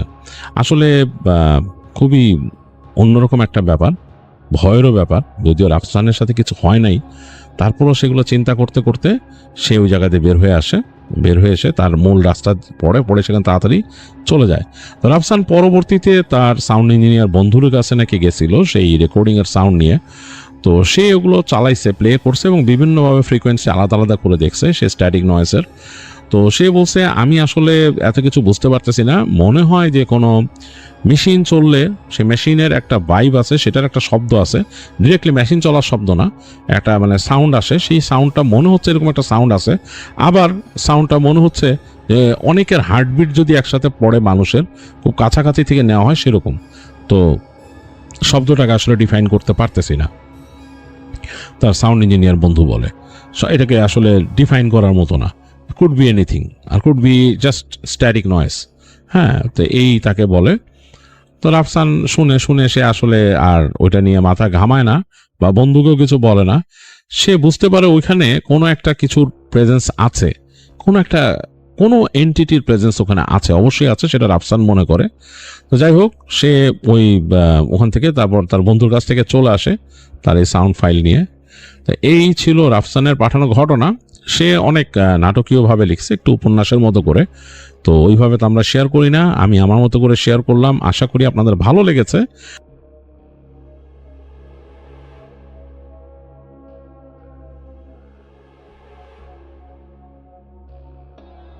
আসসালামু আলাইকুম, আমি ডক্টর আলিফ। কথা না বাড়িয়ে ঘটনায় যাচ্ছি। তা আমি ঘটনাটা 2016 সালে ঘটেছে সান ফ্রান্সিসকোতে। এই সান ফ্রান্সিসকো থেকে কিছুটা দূরে প্যাসিফিকা ক্যালিফোর্নিয়া শহরের একটি পরিবারে। এই শহরটি সাধারণত খুবই শান্ত এবং এখানে সবাই খুবই বন্ধুত্বপূর্ণ, একে অপরের সাথে খুব কোনো ধরনের প্রবলেম হলে সহযোগিতায় এগিয়ে আসেন। একটা ছোট কমিউনিটির মতো আছে, সবাইকে চেনে। তো ইমিলিয়ানো নামে যিনি ছিলেন সান ফ্রান্সিসকোর একজন পুলিশ সদস্য, ইমিলিয়ানো রাতে তিনি তার কাজে যাওয়ার পূর্বে নিয়মিতভাবে ওনার মেয়ে এলিসাকে দেখে যেতেন। তো সেদিনও তার ব্যতিক্রম হয়নি। তিনি তার মেয়ের রুমে গিয়ে দেখতে পান এলিসা তখনও না ঘুমিয়ে গেমস খেলছিল। তো তিনি এলিসাকে ঘুমানোর জন্য একটা গল্পের বই পড়ে শোনাতে থাকেন।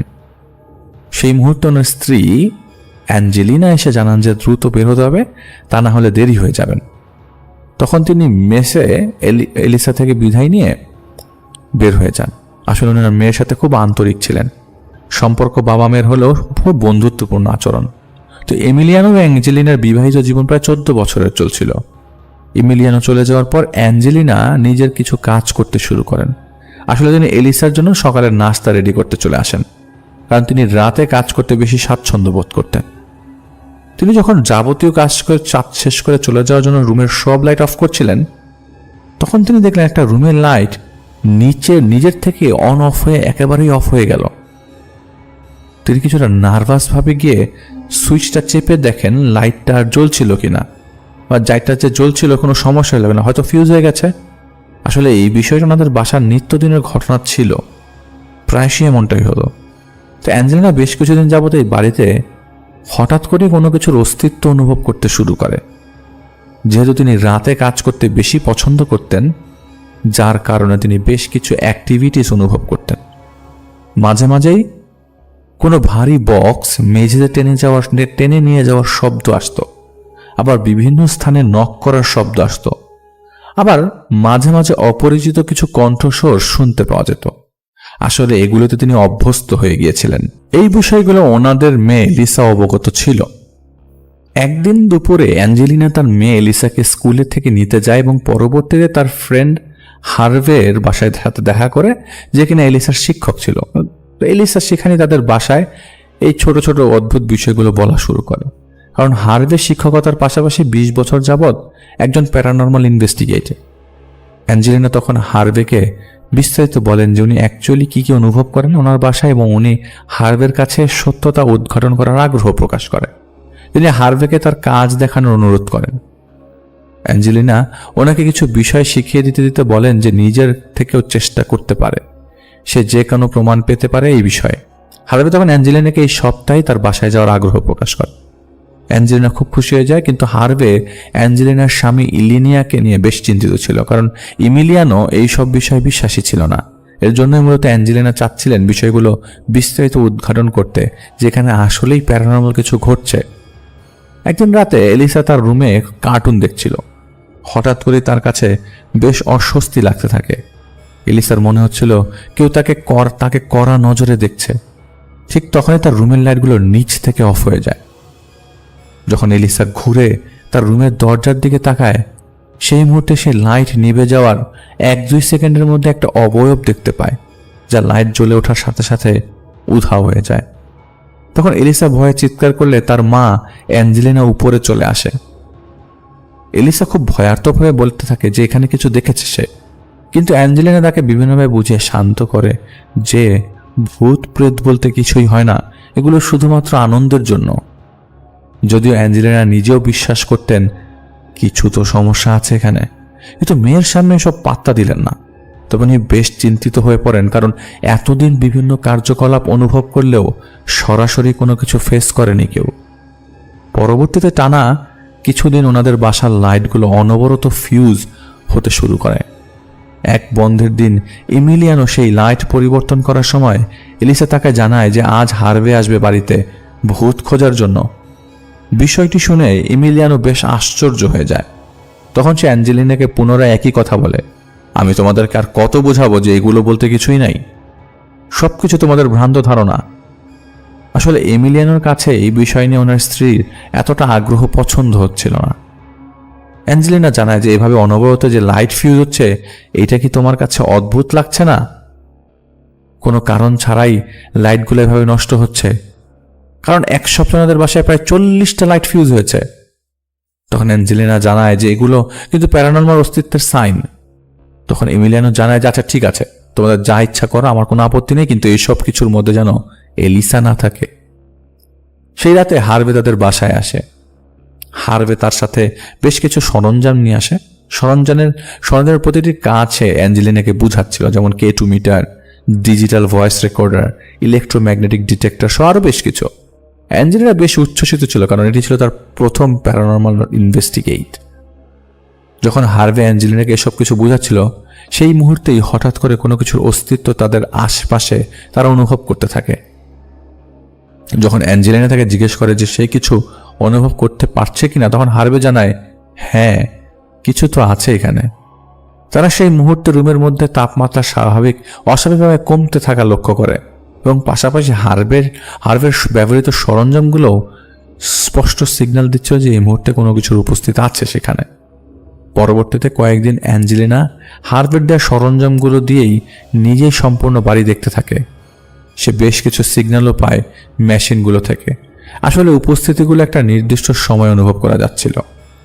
একদিন রাতে ইমিলিয়ানো বাসায় ফিরে নিচের ড্রয়িং রুমে যেই না বসেছে, ঠিক সেই মুহূর্তে শুনতে পান তাদের মেইন দরজায় কেউ অনেক জোরে জোরে আঘাত করছে। মনে হচ্ছিল যে কেউ কোনো হ্যামার দিয়ে দরজা ভাঙার চেষ্টা করছিল। সে তাৎক্ষণিক তার সাথে থাকা পিস্তল হাতে নিয়ে দরজার দিকে এগিয়ে যায়। তখনও অনবরত শব্দ হচ্ছিল। তিনি দরজাটা খুলেন, দেখতে পান কেউ নেই। তিনি বিষয়টা স্বাভাবিকভাবেই নেন। তিনি ভাবেন হয়তো কেউ দুষ্টুমি করছে। অন্যদিকে এলিসার মাঝে বেশ কিছু জিনিস লক্ষ্য করা যাচ্ছিল। যে কিনা সর্বদা হাসি খুশি ও দুষ্টুমিতে পুরো বাড়ি মাতিয়ে রাখত, সে মেয়ে হঠাৎ করে নিশ্চুপ হয়ে গেছে। সারাদিন তার ঘরের মধ্যে থাকে, কারোর সাথেই তেমন কথা বলে না, কোনো হই হুল্লোড়ও নেই। এলিসার মা অ্যাঞ্জেলিনা পেশায় ছিলেন একজন বায়োটেক ফার্মের ম্যানেজার। তো ওনাকে কয়েকদিনের জন্য একটা বিজনেস ট্রিপে যেতে হয়। এলিসাকে এই অবস্থায় রেখে যেতে ওনার মোটেও ইচ্ছে হচ্ছিল না, কিন্তু বিজনেসের জন্য তাকে না ইচ্ছা সত্ত্বেও যেতে হয়। সেদিন রাতে ইমেলিয়ানো টয়লেটে যাবার জন্য করিডোর দিয়ে হেঁটে যাচ্ছিল। হঠাৎ করে তিনি তার পেছন থেকে জোরে নিঃশ্বাস নেওয়ার শব্দ পাচ্ছিলেন। তখন তিনি বিষয়টা এতটা পাত্তা না দিয়ে টয়লেটে চলে যান। টয়লেট শেষে যখন উনি লাইট অফ করে দেওয়ার সময় দিতে যাবেন, ঠিক তখনই পুনরায় ওনার পেছনে জোরে জোরে কারো নিঃশ্বাস নেওয়ার শব্দ শুনতে পান। আর তিনি পুরোপুরি অনুভব করতে পারছিলেন যে ওনার পেছনে কেউ দাঁড়িয়ে আছে। ঠিক সেই মুহূর্তেই ওনার কাঁধে হাত রেখে সাথে সাথে লাইট জ্বালিয়ে পেছনে ঘুরে দেখেন কেউ নেই। তিনি দরজাতেই দাঁড়িয়েছিলেন। কেউ যদি বের হতে হয় ওনাকে পার করেই বের হতে হবে, কিন্তু কেউ তো বের হয়নি, আর ভেতরে তো কারোর অস্তিত্ব নেই। তাহলে ওনার কাঁধে কে হাত রেখেছিল? বিষয়টাতে এবার উনি অনেকটা নার্ভাস হয়ে যান, কারণ এর পূর্বে উনি কখনোই এমন কোনো পরিস্থিতির সম্মুখীন হননি, বা এসবের প্রতি ওনার বিন্দুমাত্র বিশ্বাস ছিল না। উনি কয়েক মিনিটের জন্য একদম বাকরুদ্ধ হয়ে যান যে আসলে এইখানে কি ঘটেছে, বা এটা কি এইমাত্র কি ঘটলো। এটা কয়েকদিন শেষ হয়। অ্যাঞ্জেলিনা ওনার বিজনেস ট্রিপ শেষ করে বাড়িতে ফেরে, কিন্তু এলিসার অবস্থা দিন দিন আরো অবনতির দিকে যাচ্ছিল। সম্পূর্ণ ঘর এলোমেলো করে রাখা, নিজে এলোমেলো ভাবে থাকা, কাউকে তার ঘরে আসতে দিত না, নিজেই নিজেকে আঘাত করত আর বলতো সে কানে যেন কি শুনতে পায়, যার কোনো মিনিং ছিল না। এলিসার এই অবস্থা দেখে তাকে তখন ইমিলিয়ানো কিছুটা ধারণা করতে পারে যে না, কিছু তো চলছে সকলের অজান্তে, কারণ ওনাদের মেয়ে এলিসা তো কখনোই এমন ছিল না। তাহলে হঠাৎ করে কি হলো? ওনারা এলিসাকে ডাক্তার দেখায়, কিন্তু তাতেও কোনো ফলাফল আসেনি। একদিন তো এলিসার অবস্থা দেখে সবাই আঁতকে ওঠে। এলিসার রুম থেকে অনেক চিৎকারের শব্দ আসছিল। যখন অ্যাঞ্জেলিনার এমিলিয়ানো তার ঘরে যায়, সেখানে অবস্থা এখন রীতিমতো থ হয়ে যায়। এলিসা নিজেই নিজের মাথা দেয়ালের সাথে বাড়ি দিচ্ছিল, আর অনবরত কাকে যেন উদ্দেশ্য করে বলছিল, যেই ভাষা যা তাদের বোধগম্য ছিল না। তখন অ্যাঞ্জেলিনা তাকে শান্ত করার জন্য যায়। এলিসা তার দিকে এমনভাবে তাকায় যেন মনে হচ্ছিল হিংস্র জন্তু।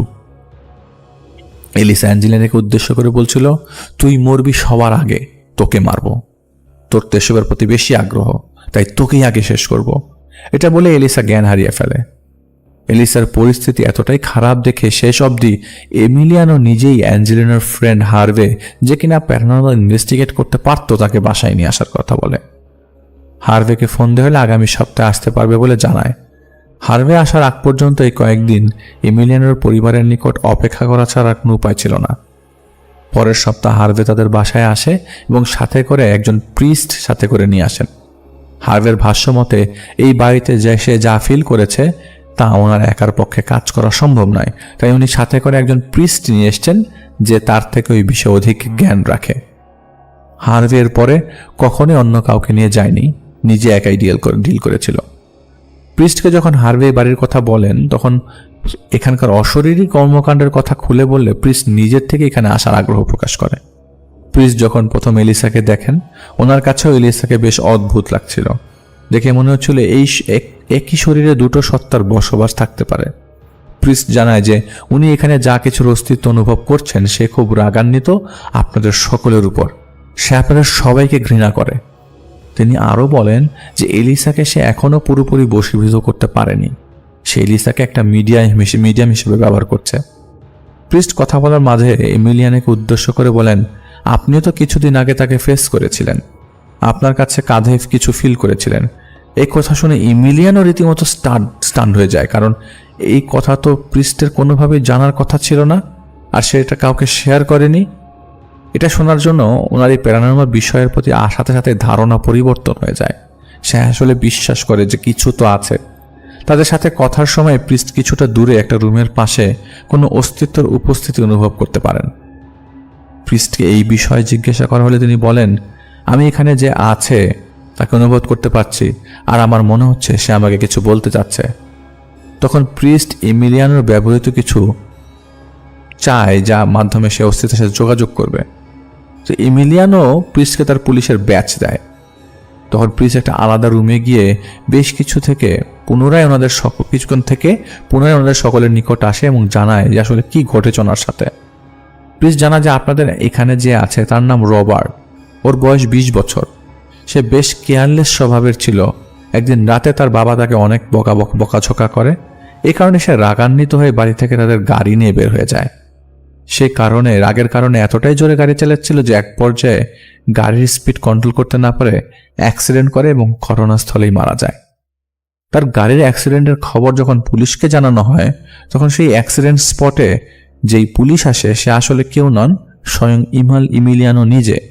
আর সেদিন থেকেই রবার্টের আত্মা বলেন আর কোনো দুষ্ট অশরীরই যাই বলেন না কেন, সে তাকে ফলো করে এই বাড়িতে চলে আসে আর বিভিন্নভাবেই তার উপস্থিতি আপনাদের সমস্যার সৃষ্টি করছে। তখন প্রিস্টের কাছে সমাধান জানতে চাইলে প্রিস্ট জানায়, যেহেতু তার একটি অপমৃত্যু হয়েছে আর এখনো সম্পূর্ণভাবে শেষকৃত্য সম্পূর্ণ হয় নাই, তাই তার আত্মা এখনো মুক্তি পায়নি। আপনারা তার জন্য একটা শেষকৃত্যের আয়োজন করলে হয়তো সমস্যার সমাধান হতে পারে। এমিলিয়ানো এবং অ্যাঞ্জেলিনা উভয় পৃষ্ঠের কথা সম্মতি প্রদান করে এবং পরের দিনই শেষকৃত্যের আয়োজন শেষ করেন। এই অনুষ্ঠানের পর থেকে তাদের মেয়ে খুব ধীরে ধীরে হলেও এলিসা পূর্বের মতো হতে থাকে এবং এতদিন যে অ্যাক্টিভিটিসগুলো তাদের বাসায় হচ্ছিল সেটাও আস্তে আস্তে সবার চোখ থেকে চক্ষুর আড়ালে চলে যায়, মানে সেটা সে কেউ আর অনুভব করেনি। তো এইটা ছিল আমাদের একটি ঘটনা। আসলে এরকম বহু ঘটনা আছে বিদেশে, এই ধরনের ঘটনা মানে অভাব নাই। আমরা শেয়ার করলাম, যেহেতু এটা ওইখানকার একটা নাম করা ঘটনা দেখে আমরা শেয়ার করলাম। আমি যেই জায়গায় থাকি এই জায়গায় প্রচুর ঘটনা আছে, আসলে বলার মতো না, 2-3 মিনিটের ঘটনা। ফর এক্সাম্পল, আমাদের পাশের বাসায় যেই মহিলা এসছে সেই মহিলাটা ইন্ডিয়ান কেরালা। তারা আগে যে বাসায় ছিল তারা কিছু জিনিস অস্তিত্ব অনুভব করতো। এখন আমি যদি বলি সে অস্তিত্বের ঘটনা আপনাদেরকে শোনাবো, সেটা শুনিয়ে আসলে কোনো একটা লাভ হবে না, কারণ 1-2 মিনিটে সেই ঘটনা বলে আমি আসলে কিছু বোঝাতে পারবো না।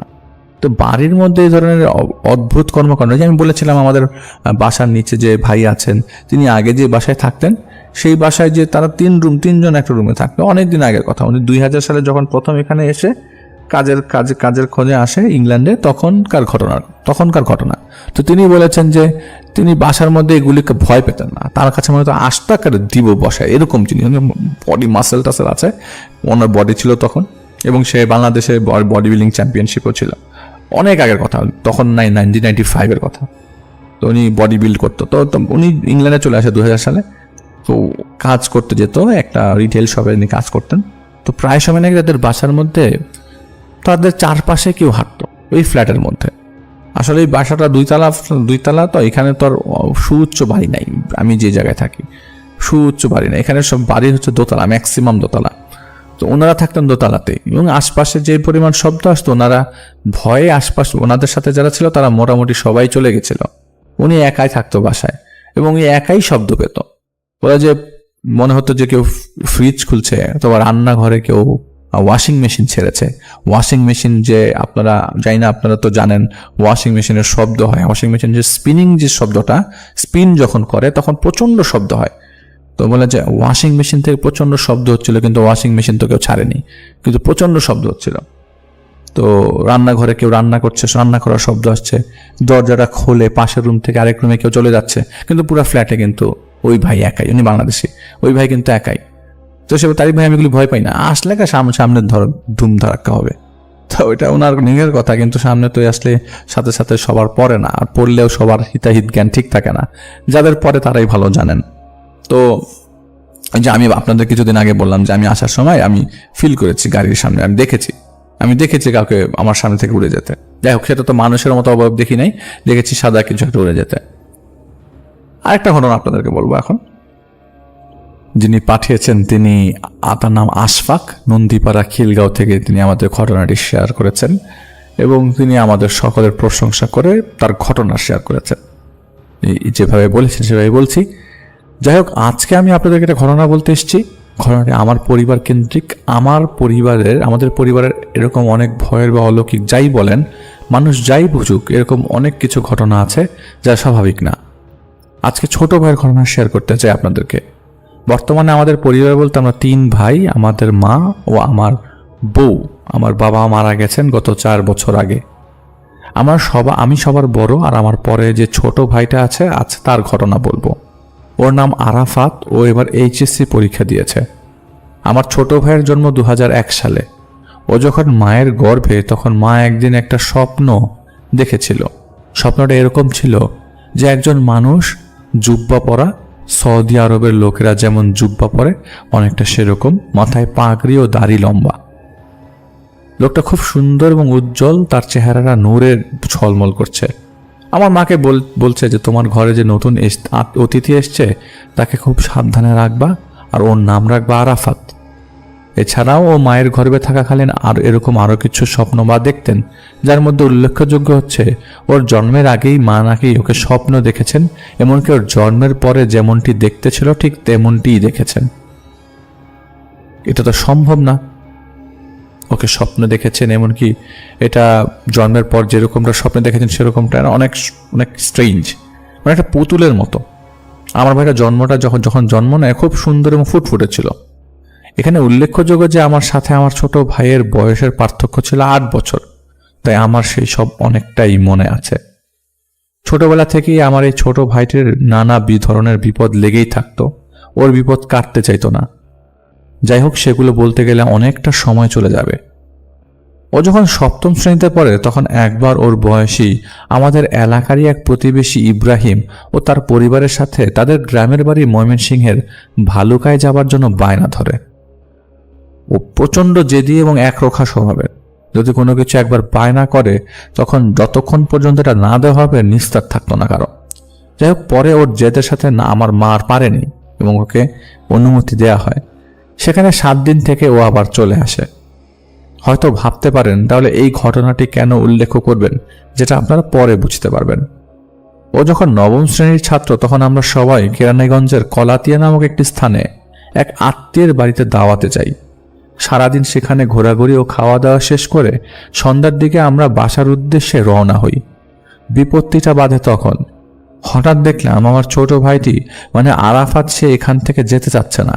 শুধু এইটুকুই হলে হতো ভাবতাম স্বাভাবিক, কিন্তু মানুষ খুব রেগে গেলে যেমন করে, চোখগুলো বড় বড় করে তাকিয়ে থাকা আর আগে ফোঁস করা, এরকম করছিল। এমনকি রাগে ওর গালগুলো, চোখগুলো লাল হয়ে যায়, ওর ঘাড়ের রবগুলো সব ফুলে ওঠে। আমরা ওকে অনেক বোঝাচ্ছিলাম যে আমরা আবার কয়েকদিন পর এখানে আসব, এরকম আরো অনেক কিছু, কিন্তু কিছুতেই কোনো কাজ হচ্ছিল না। পরে এক পর্যায়ে আমি রেগে গিয়ে ওকে একটা চড় দিই। এতে সে আরো রেগে যায় এবং এবার তার মুখ থেকে লালা ধরছিল। আমি ভাবলাম হয়তো এদিক ওদিক সারাদিন ঘোরাঘুরি করেছে, ঠিকমতো খাওয়া দাওয়া করেনি, কোনো শারীরিক সমস্যা দেখা দিয়েছে। আমরা তাৎক্ষণিক ওকে স্থানীয় একটি ক্লিনিকে নিয়ে যাই এবং ওকে দেখাই। কর্তব্যরত ডাক্তার দেখে বলেন কোনো স্ট্রেস থেকে এমনটা হয়েছে, সমস্যা নাই, এটা ঘুমের ইঞ্জেকশন দিয়ে দিচ্ছি, কিছুক্ষণ ঘুমালে ঠিক হয়ে যাবে। ও ওখানেও এরকম করছিল যে যখন ডাক্তার ইঞ্জেকশন দিতে যাবে সে আরো রেগে যায় এবং হাতের কাছে যা পাচ্ছিল ছুঁড়ে মারছিল। এক পর্যায়ে ওখানে থাকা স্টাফ ও আমি সহ ধরে ওকে জোর করে ইঞ্জেকশন দিই। তারপরও কিছুক্ষণের মধ্যে ঘুমিয়ে যায়। প্রায় 3 ঘন্টার মতো ঘুমানোর পর ও জেগে ওঠে এবং ওকে স্বাভাবিক লাগছিল আমাদের কাছে। আমরা ওকে বাসায় নিয়ে আসি। প্রথম 2 দিন তেমন কোনো সমস্যা হয়নি, কিন্তু 3য় দিন থেকে শুরু হয় সমস্যা। ও একাই হাসে। সে এতটাই যে হাসি ফুরাতে চাইতো না, নাক মুখ লাল হয়ে যেত। যার তার দিকেই চোখগুলো বড় করে তাকিয়ে থাকতো এবং নিজেই বিড়বিড় করে কি যেন বলতো। আমি আমার মা ওকে জিজ্ঞেস করলে আবোল তাবোল কথা বলতো, যার কোনো মাথা মুন্ডু আমি বুঝতাম না। পরে আমার সন্দেহ হলো যে হয়তো ওর উপর জিনের আছর হতে পারে। আমি ওই দিন আসরের নামাজ পড়ে ওর কাছে গেলাম। আমি নামাজ পড়ে কাছে যাওয়ার পর দেখলাম ও আমার থেকে দূরে সরে যেতে চাইছে, আমার কাছে আসতে চাইছে না। আমাকে ওর কাছে যেতে মানা করছিল বারবার। আমি না ওকে শক্ত করে ধরে ওর কানে জোরে 3 কুল পাঠ করে ফেলি। যার দরুন ও চিৎকার শুরু করে। ওর চিৎকার শুনে রান্নাঘর থেকে মা ও আমার একেবারে ছোট যে ভাই আছে সে চলে আসে। এক পর্যায়ে ওর ভেতর থেকে কেউ কথা বলতে শুরু করে, আমাকে এখনই ছাড়, না হলে খারাপ হবে। তখন আমি বললাম, আপনি কে, কেন আমার ভাইকে কষ্ট দিচ্ছেন কেন? তখন সে বলতে শুরু করলো, আমার নাম পুনম, আমি এখানে একা আসি নাই, আমার সাথে আমার 4 ভাই আছে। আমি বললাম, আপনি কেন এসছেন আমার ভাইয়ের কাছে? তখন সে বলল, আমরা থাকতাম সুবলের বাড়ির পূজা ঘরের সাথে তেঁতুল গাছে, তোর ভাই ওই জায়গায় যেয়ে চিতই পিঠা খাচ্ছিল, আমাদের দেয়নি। তখন আমি বললাম যে, দেখেন আপনাদেরকে তো এমনিতে কেউ দেখতে পায় না, আমার ভাই দেখতে পায়নি। তখন সে আবার বলল যে, না শুধু তাই নয়, আমার ছোট ভাই খাবার খাচ্ছিল, তখন সে খাবারের উপর প্রস্রাব করেছে। তখন আমার ছোট ভাই ওর উপরে রেগে ভর করে, আর তখন তুই আমার ভাইকে থাপ্পড় মেরেছিস, সেটা দেখে আমি তোর ভাইয়ের উপর ভর করি, তোরা আবার ইনজেকশন দিয়েছিস। আমরা 5 ভাই বোন তোর ভাইয়ের কাছে এসেছি, তোর ভাইকে আমরা নিয়ে যাব। এগুলো সব ভেতর থেকে আসছে, আর তুই যদি বাড়াবাড়ি করিস তাহলে তোরও খবর আছে। তখন আমি মাকে জমজমের পানি নিয়ে আসতে বললাম। আমাদের বাসায় জমজমের পানি ছিল, কোন এক আত্মীয় সৌদি থেকে আসার সময় অনেকটা জমজমের পানি নিয়ে এসেছিল, সেখান থেকে আমাদের কিছুটা দিয়েছিল। তখন মা সেই জমজমের পানি আনার পর সেখান থেকে কিছুটা পানি ওর গায়ে ছিটিয়ে দিলে একটা বিকট চিৎকার দিয়ে অজ্ঞান হয়ে যায়। আমি মাকে বলিও চলে গেছে, কিন্তু আমাদের ভালো কোনো ব্যবস্থা না করলে অনেক বড় ক্ষতি হতে পারে। বুঝতে পারছিলাম, কারণ ওর ভেতর থেকে কথাগুলো আসছিল, যেটা অনেকটা আবল তাবলের মতোই লাগছে আমার কাছে। তারপর আমার ছোট ভাইয়ের মুখে কিছুটা পানির ছিটা দিলেও স্বাভাবিক হয়। আমরা আসলে ওকে জ্ঞান ফেরার পর জিজ্ঞেস করে, আসলে কি হয়েছিল বলতো? তখন বলে, ওই দিন দুপুরবেলা যখন তোমরা সবাই পিঠা খাচ্ছিলে, তখন আমি আর শামীম ওই হিন্দু বাড়িতে গিয়েছিলাম, ওইদিকে একটা বড় পুকুর আছে সেটা দেখতে। পরে আমরা সেই পুকুরে কিছুক্ষণ বসেছিলাম, তো আমার সাথে থাকা পিঠা খাচ্ছিলাম। শামীম আমাকে দেখালো যে পাশেই তেঁতুল গাছটা ছিল, ওখানে নাকি কিছুদিন আগে বজ্রপাত হয়েছিল। তো বজ্রপাত হওয়ার পরে গাছের কিছুটা অংশ নাকি পুড়ে গেছে, কিন্তু গাছটা নাকি মরে নাই। আমি সেটার কাছে যেয়ে, ওখানে আমার প্রচণ্ড বাথরুম লাগে, তো আমি ওখানে একটা পাশে গোয়ালঘর ছিল, আমি ওই গোয়ালঘরের পাশে যেয়ে প্রস্রাব করি। প্রস্রাব শেষ করে যখন উঠে চলে আসি, আমার শরীরে একটা গরম বাতাস লাগে। গরম বাতাস লাগালাগে আমার শরীরের সব পশম দাঁড়িয়ে যায়, আমি ভয় পেয়ে যাই, তাড়াতাড়ি বাসায় চলে আসি। তারপর যখন চলে আসার জন্য তৈরি হচ্ছিলাম, তখন আমি যখন রুম থেকে বের হলাম, তখন দেখলাম উঠানের বাম দিকে চাপকল লাগানো যা জায়গায়, সেই জায়গায় একটা অর্ধেক মানুষ ও অর্ধেক কুকুরের মতো একটা অবয়ব, কিছু একটা দেখে আমি ভয় পেয়ে যাই। এরপরে আমার আর কিছু মনে ছিল না। এরপর আমি আশফাক, এতক্ষণ আমি আরাফাত হয়ে ঘটনাটা শোনাচ্ছিলাম। যাই হোক, এরপরের ঘটনায় আমি মাকে বললাম ওকে ভালো কোনো হুজুরের কাছে নিতে হবে। তো আমার একটা খালা ছিল, মেজো খালা, সে এরকম ছোটখাটো কবিরাজি বিষয়ে টুকটাক ও কেউ কারো বিপদে পড়লে জিনের আসর থেকে ছুটানোর কাজ করত। যদিও কোনো একটা ঘটনার পর উনি এসব ছেড়ে দিয়ে একেবারে সংসারে মনোনিবেশ করেন। তাকে আমরা ফোন দিই, ফোন দিয়ে সব জানানোর পর উনি বলেন তাকে গ্রামে নিয়ে যেতে, আমার ছোট ভাইকে গ্রামে নিয়ে যেতে। আমার নানা বাড়ি বরিশালের মুলাদি থানাতে। ওখানে নিয়ে যাওয়ার পর একাধিক হুজুর কবিরাজ ওঝা দেখানো হয়, তবে কিছুতেই কোনো কাজ হচ্ছিল না। সেখানেও অনেক ঘটনা ঘটেছে ওকে কেন্দ্র করে, সেগুলো আরেকদিন আমি বলবো। তবে সব কবিরাজদের একটা মিল ছিল, তারা সবাই বলতেন ওর সাথে একটা বা দুইটা না, ওর সাথে 9টা জিন আছে, আর সব কটাই বদ জিন। এভাবেই দিন চলছিল। আমরা ভালো বা হুজুর বা কবিরাজ ওঝা খুঁজছিলাম, তখনই এখানে একজন কারি হুজুর নামে হুজুরের সন্ধান পাই, কিন্তু সেই হুজুর সহজে এই কাজ করতে চাইতেন না। পর আমরা সেই হুজুরের সাথে দেখা করে অনেক অনুরোধ করি এবং এক পর্যায়ে সে রাজি হয়। বলেন যে আজকে আপনারা চলে যান, আমি রাতে বসবো, আগামীকাল বলবো। পরে যথারীতি সেদিন আমরা চলে আসি এবং পরবর্তী দিন তার কাছে গেলে তিনি বলেন তিনি কাজটা করতে পারবেন। সেই দিন সন্ধ্যায় মাগরিবের নামাজের পরে উনি আসরে বসেন এবং সব কটা জিনকে ডাকান, কারণ একে একে প্রত্যেকটা জিন আসে এবং তাদের কথাগুলো হুজুরকে বলেন। তখন জানতে পারা যায় কেরানীগঞ্জের থেকে ওই 5টা জিন আসে, যার মধ্যে একটা মেয়ে আর বাকি 4টা ছেলে। আর ওই যে প্রথমে উল্লেখ করেছিলাম আমার ছোট ভাই ময়মনসিংহ গিয়েছিল, তখন সেইখানে সন্ধ্যার দিকে শ্মশানের নিকট দিয়ে আসার সময় কোন একটা স্থানে দুর্গন্ধের জন্য থুতু দিয়েছিল, আর যা পড়েছিল শ্মশানের কাছে থাকা বদ জিনের উপর। সেই থেকে ওরাও ওর সাথে আছে, কিন্তু ওভাবে প্রকাশ করেনি। তারা চেয়েছিল ওর সাথে ধীরে ধীরে মিশে গিয়ে ওর ক্ষতি করবে। যাই হোক, হুজুর ওদেরকে অনেক কিছু বোঝায়, বোতলে বন্দি করার ভয় দেখায়, কিন্তু কিছুতেই কাজ হচ্ছিল না। হুজুর জমজমের পানি ছেটানোর গায়ে এবং এরপরে আরো ক্ষিপ্ত হয়ে কাউকে কিছু করতে না পেরে ও নিজেই নিজের মাথায় দেয়ালের সাথে বাড়ি দিতে লাগে। তখন হুজুর একটা চিকন বেত বের করে তা দিয়ে আমার ছোট ভাইয়ের ছায়ার উপরে সজোরে আঘাত করতে থাকলেন।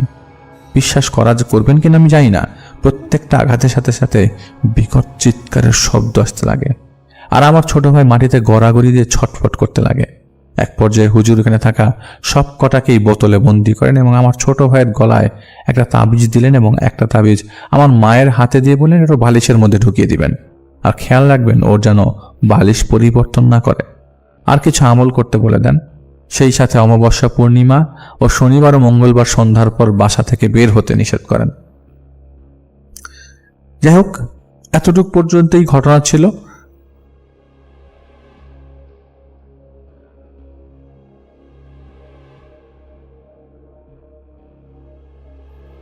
এবারের ঘটনাটি আমরা পেয়েছি একজন রেমিটেন্স যোদ্ধা ভাইয়ের কাছ থেকে। তার নাম মোহাম্মদ ইমন। উনি বর্তমানে সৌদি আরবে রয়েছেন। সৌদি আরবের একটি ট্রাভেল এজেন্সিতে কর্মরত রয়েছেন। ওনার দেশের বাড়ি কিশোরগঞ্জ জেলার ভৈরব উপজেলার শিমুলকান্দি গ্রামে। তো ঘটনাটি যখন ঘটে তখন উনি কোম্পানির কাজেই কাতারের একটা শাখায় অবস্থান করছেন। কাতারে কিন্তু বেশ কয়েকটা শাখা রয়েছে ওনাদের ওই কোম্পানির। তো উনি যেখানে ছিলেন এই জায়গাটার নাম হচ্ছে মাইজার, আর কাছাকাছি একটা জায়গা যেটার নাম হচ্ছে সেইলিয়া। এই সেইলিয়াতে ওনার ছোটবেলার একজন বন্ধু ছিল যার নাম হচ্ছে কাউসার। এই যে ইমন ভাই, ওনাদেরকে যদি কোনো একটা দেশে পাঠানো হতো বেশ কয়েক মাস সেখানে থাকতে হতো, এরপরে আবার সৌদি আরবে চলে আসার কথা বলতো কোম্পানি থেকেই। তো সৌদি আরবেরই ট্রাভেল এজেন্সি কোম্পানি যারা মধ্যপ্রাচ্যের বিভিন্ন দেশে শাখা খুলেছে। তো কাতারেও শাখা ছিল, এই জন্যই কাতারে ওনাকে পাঠানো হয়েছিল অল্প কিছুদিনের জন্য। তো ওখানে কিন্তু ফ্রাইডেতে অফ ডে, অর্থাৎ হলিডে। বৃহস্পতিবারটা আমাদের প্রবাসী ভাইদের কাছে একটা ঈদের মতো, সবাই সবার সাথে দেখা করতে যায়। তো এই যে ইমন ভাইয়ের বন্ধু যিনি কাউসার, উনি সেইলিয়া থেকে মাইজারে আসতেন কোনো সপ্তাহে, আবার কোনো সপ্তাহে ইমন ভাই মাইজার থেকে সেইলিয়াতে যেতেন। বৃহস্পতিবারে যেতেন, রাত্রে থাকতেন, গল্পগুজব করতেন, আবার শুক্রবার রাত্রেই চলে আসতেন। শনিবার থেকে আবার কাজ করার তো সময় শুরু। তো গাড়ি নিয়ে এই সেইলিয়া থেকে মাইজার, যেখানে এই কাউসার ভাই রয়েছেন আর যেখানে ইমন ভাই রয়েছেন, এই দুইজনের থাকার মধ্যবর্তী দূরত্বটা যদি কেউ গাড়ি নিয়ে আসতে চায় 15 মিনিট সময় লাগে। যদি কেউ পায়ে হেঁটে আসতে চায় তবুও 15 থেকে 20 মিনিট লাগে। এখন মনে হতে পারে গাড়ি নিয়ে আসতে গেলে 15 মিনিট, আবার পায়ে হেঁটেও 15 থেকে 20 মিনিট। কারণ কি, আসলে গাড়ি নিয়ে আসতে হলে অনেক ইউটার্ন নিয়ে নিয়ে ঘুরে ঘুরে আসতে হয়, আর হেঁটে আসলে তো বিভিন্ন সাইড দিয়ে অনায়াসে চলে আসা যায়, এভাবে ঘুরে ঘুরে আসতে হয় না। সেখানে কিন্তু রাস্তাঘাটের একটা শৃঙ্খলা রয়েছে, সেটা মেনটেন করে আসতে হয়। আবার বিভিন্ন জায়গায় সিগন্যাল পড়ে, যেটা ওই দেশে ইশারা বলে। আমরা বলি যে ইশারা দেয়া মানে সংকেত দেয়া, তো আমরা ইংরেজিতে বলি সিগন্যাল মানে সংকেত। তো ওই দেশগুলোতে এগুলোকে ইশারা বলে আর কি। তো বিভিন্ন ইশারা পড়ে, ওই ইশারাগুলোতেও কিন্তু গাড়ি দাঁড়িয়ে থাকে। এই সব কিছু মিলাই পায়ে হাঁটা 15 মিনিটের পথ, গাড়িতেও 15 মিনিট বা তার বেশিও কখনো কখনো লেগে যায়। ওদিক দিয়ে যদি পায়ে হেঁটে কেউ আসতে চায়, অর্থাৎ ওই সেইলিয়া থেকে মাইজারে যেখানে ইমন ভাই রয়েছেন, তো পায়ে হেঁটে আসতে চাইলে একটা বিশাল বড় মাঠ পড়ে, এরপর 2 মিনিট যদি হাঁটা যায় তাহলে ইমন ভাইয়ের কাছে চলে আসা যায়। এই যে কাউসার ভাই, উনি সেইলিয়া থেকে মাঝে মাঝে হেঁটেই ইমন ভাইয়ের কাছে চলে আসেন। আর এই কাউসার ভাই যেখানে থাকেন সেখানকার একটা বর্ণনা না দিলেই নয়, তাহলে ঘটনাটা বুঝতে সুবিধা হবে। এই এলাকাটা, অর্থাৎ এই যে সেইলিয়া, এটায় জনসংখ্যা খুবই কম। শোনা যায় যে এই এলাকায় নাকি আগে অনেক চুরি ডাকাতি হতো। দিনের বেলাতেও এখানে লোকজন কম দেখা যায়, খুব নীরব এলাকা। এখনো কিছু পরিত্যক্ত ঘরবাড়ি পড়ে রয়েছে, তবে নতুন কিছু বিল্ডিং এর কাজ হচ্ছে। তবে বেশিরভাগ বাড়িঘরই খালি বলা চলে। এখানে তো অনেকেই ধনী, ঘরবাড়ি বানিয়ে রেখেছে কিন্তু থাকে না, এজন্য খালি থাকে অনেক বাড়ি। রাতের বেলা ওই বাড়িগুলোতে লাইটও জ্বলে না, কিন্তু ঘরবাড়ি নতুন। ঘটনাটি কিন্তু বেশি দিন আগে হয় না, 2025 সালের ফেব্রুয়ারি মাসের 10-11 তারিখের দিকে, কোন এক সন্ধ্যার পরে। তো কোন এক সন্ধ্যার পরে সময়টা নির্দিষ্ট করে বলা মুশকিল, তবে সন্ধ্যা 7টার পর হবে এরকম একটা সময় হঠাৎ করে এই কাউসার ভাই ইমন ভাইকে ফোন দেন। ফোন দিয়ে বলেন যে, কিরে বন্ধু, ফ্রি আছিস কিনা? তখন বলেন যে, হ্যাঁ ফ্রি আছি, আসবি নাকি? তো উনি বলেন যে, হ্যাঁ আমি তাহলে আসি, তুই ওয়েট কর। এদিকে প্রায় 40 মিনিট হয়ে যায়, কাউসার ভাই আর আসে না, অথচ হাঁটা পথ কিন্তু 15 মিনিটের। উনি তো গাড়িতে আসবেন না, হেঁটেই আসবেন, সাধারণত ম্যাক্সিমাম সময় হেঁটেই উনি আসেন। আর 40 মিনিট হয়ে গেল, কাউসার ভাই ইমন ভাইকে ফোন দেন নাই। আর ইমন ভাই যখন দেখলেন যে অনেকটা সময় পার হয়ে গেছে, কতটুকু দূরত্ব অতিক্রম করেছেন এটা জানার জন্য আবার ইমন ভাই কাউসার ভাইকে ফোন দিচ্ছেন, কিন্তু উনি কল ধরছেন না। ঘন্টা খানেক পর এই কাউসার ভাই ইমন ভাইকে ফোন দিয়ে বলেন যে, বন্ধু তুই একটু তাড়াতাড়ি এই কাছাকাছি যে পেট্রোল পাম্পটা আছে আমি ওইখানে আছি, তুই একটু এদিকে আয়। তখন ওর কণ্ঠস্বর শুনে ইমন ভাই বুঝতে পারেন যে ও খুব আতঙ্কিত অবস্থায় আছে, কোনো সমস্যা হলো কিনা। উনি ফোনে বলেন, এই বল কি হয়েছে, কোনো সমস্যা হয়েছে? তখন কাউসার ভাই বলেন যে, হয়েছে, তুই আয়, আমি বলতেছি। তো উনি মনে করছেন যে হয়তোবা কোনো পুলিশি ঝামেলা টামেলা হয়েছে কিনা, এরকম কিছু। তো উনি দ্রুত সেখানে ছুটে গিয়েছেন। ওখানে যাওয়ার পরে দেখেন যে পেট্রোল পাম্পের এক পাশে একটা চেয়ারে কাউসার ভাই বসে আছেন। ওই পাম্পেরই 3-4 জন স্টাফ তাকে ঘিরে ধরে রেখেছে। আর কাউসার ভাইয়ের চোখে মুখে খুবই ভয়ঙ্কর একটা আতঙ্কের ছাপ স্পষ্ট বোঝা যাচ্ছে। ওখানে যাওয়ার পরে বুঝতে পারলেন ইমন ভাই যে এখানে কোনো পুলিশি ঝামেলা হয় নাই। তাহলে সমস্যাটা কি? জিজ্ঞেস করলেন যে ঘটনা কি হয়েছে। তখন এই কাউসার ভাই বলতে থাকেন ইমন ভাইকে যে উনি যখন বাসার থেকে বের হয়েছেন ইমন ভাইয়ের কাছে আসার জন্য, তো উনি চিন্তা করেছিলেন যে হেঁটেই যাবেন। পরে মনে হলো না, এখন হেঁটে যাব না, দেখি একটা ট্যাক্সি ক্যাবে উঠে যাই। পরে বেশ কিছুক্ষণ দাঁড়িয়ে থাকলেন, ট্যাক্সি ক্যাব আর পেলেন না। তো এখানে কিছুটা সময় চলে গেছে। তারপর ভাবলেন যে দূর, হেঁটেই চলে যাই, সবসময় তো হেঁটেই যাই, এতক্ষণে হেঁটেই চলে যেতে পারতাম। উনি যখন হেঁটে আসছিলেন, হেঁটে আসার জন্য একটা শর্টকাট পথ ধরেছিলেন। ওই পথে পরিত্যক্ত কিছু বাড়িঘর ছিল। তো উনি যখন ওই বাড়িঘরের পাশে থাকা রাস্তা দিয়ে হেঁটে আসছিলেন, হঠাৎ করে উনি দেখলেন বোরখা পরা একজন মহিলা কোত্থেকে যেন হঠাৎ করে হাঁটতে হাঁটতে ওনার সামনে চলে আসলো। সামনে চলে আসার পর হাঁটতে হাঁটতে চলে যাচ্ছে, খুব স্পিডে হাঁটছে বলে মনে হচ্ছে। তবে তার হাঁটার স্টাইলটা দেখে মনে হচ্ছে না সে স্পিডে হাঁটছে। তবে এই স্পিডে হেঁটে কাউসার ভাইয়ের আগে যাওয়ার কথা না থাকলেও কেন জানি সে আগে চলে যাচ্ছে। কাউসার ভাই চিন্তা করলেন, কি ব্যাপার, এই মহিলাটা হঠাৎ করে কোত্থেকে আসলো? এভাবে তো হুট করে আমার সামনে চলে আসার কথা না। আর সে যদি হেঁটেই আসে, আমার তো দেখার কথা, আমি তো কিছুই দেখলাম না। আশেপাশে তো কয়েক কিলোমিটার মধ্যে শুধু খালি মাঠ। তো যাই হোক, উনি ভাবলেন যে ঘটনাটা কি, এটা কি মানুষ না অন্য কিছু? এমনি তো নির্জন জায়গায় জিন ভূতের গল্প তো উনি শুনেছেনই। তো উনি দেখলেন যে এই মহিলাটা হেঁটে হেঁটে বেশ কিছুটা দূরে চলে গেল। কাউসার ভাই ভাবলেন যে ছিল হয়তো আশেপাশে, আমি খেয়াল করি নাই, কোনো জিন টিন কিছু না, মানুষই হবে। লোকজন এই এলাকায় কম, তাতে কি মানুষের কি কাজ থাকতে পারে না? এই জন্য তো বের হয়েছে। তখন তো রাতও বেশি না। তো উনি আবার হাঁটতে শুরু করেছেন। উনি একটা খালি বাড়ির সামনে যখন চলে এসেছেন, ওটা পরিত্যক্ত বাড়ি না, বাট খালি বাড়ি, তবে পুরনো বাড়ি। উনি দেখতে পেলেন যে ওই যে বোরকা পরা মহিলাটা, এই মহিলাটা ওই বাড়ির মধ্যে যে বারান্দা, ওখানে হাঁটাহাঁটি করছে। তো এই মহিলাটা কেন এই বাড়ির মধ্যে ঢুকলো এই রাতের বেলা, এটা ওনার বোধগম্য হলো না। এটা দেখার পর উনি আরো জোরে জোরে হাঁটা শুরু করছেন, তাড়াতাড়ি এই এলাকা পার হই। যখনই ওই বাড়িটা উনি ক্রস করছেন, তখনই ওই মহিলাটা হঠাৎ করেই ওখানকার স্থানীয় যে অ্যারাবিক ল্যাঙ্গুয়েজ, সেই ল্যাঙ্গুয়েজে এই কাউসার ভাইকে ডাক দেন। কাউসার ভাইয়ের নাম ধরে তো ডাক দেন নাই, মানে নাম ধরে ডাক দেওয়া ছাড়াও অনেক সময় মানুষকে ডাকা যায় না, ঠিক ওইভাবে। তো যেটার অর্থটা এরকম হয়, এই যে ভাই একটু আসেন তো এইদিকে, একটু দেখে যান তো, এরকম আর কি। তো ওখানকার ল্যাঙ্গুয়েজে মুদির তালসুপ এরকম একটা শব্দ আর কি, তো এরকম বলেন। তো বুঝতে পেরেছেন যে আসলে কি বলেছেন। এই ডাক শোনার পর কেন জানি উনি একটা ঘোরের মধ্যে চলে যান। উনি ভুলেই গেছেন যে উনি কোন দিকে যাবেন। উনি কি করেছেন, ওনার গন্তব্য ভুলে উনি বাড়ির দিকে যাওয়া শুরু করেছেন। এটা যে জিন ভূত কিছু হতে পারে, এটা কিন্তু ওনার আসলে খেয়াল নাই।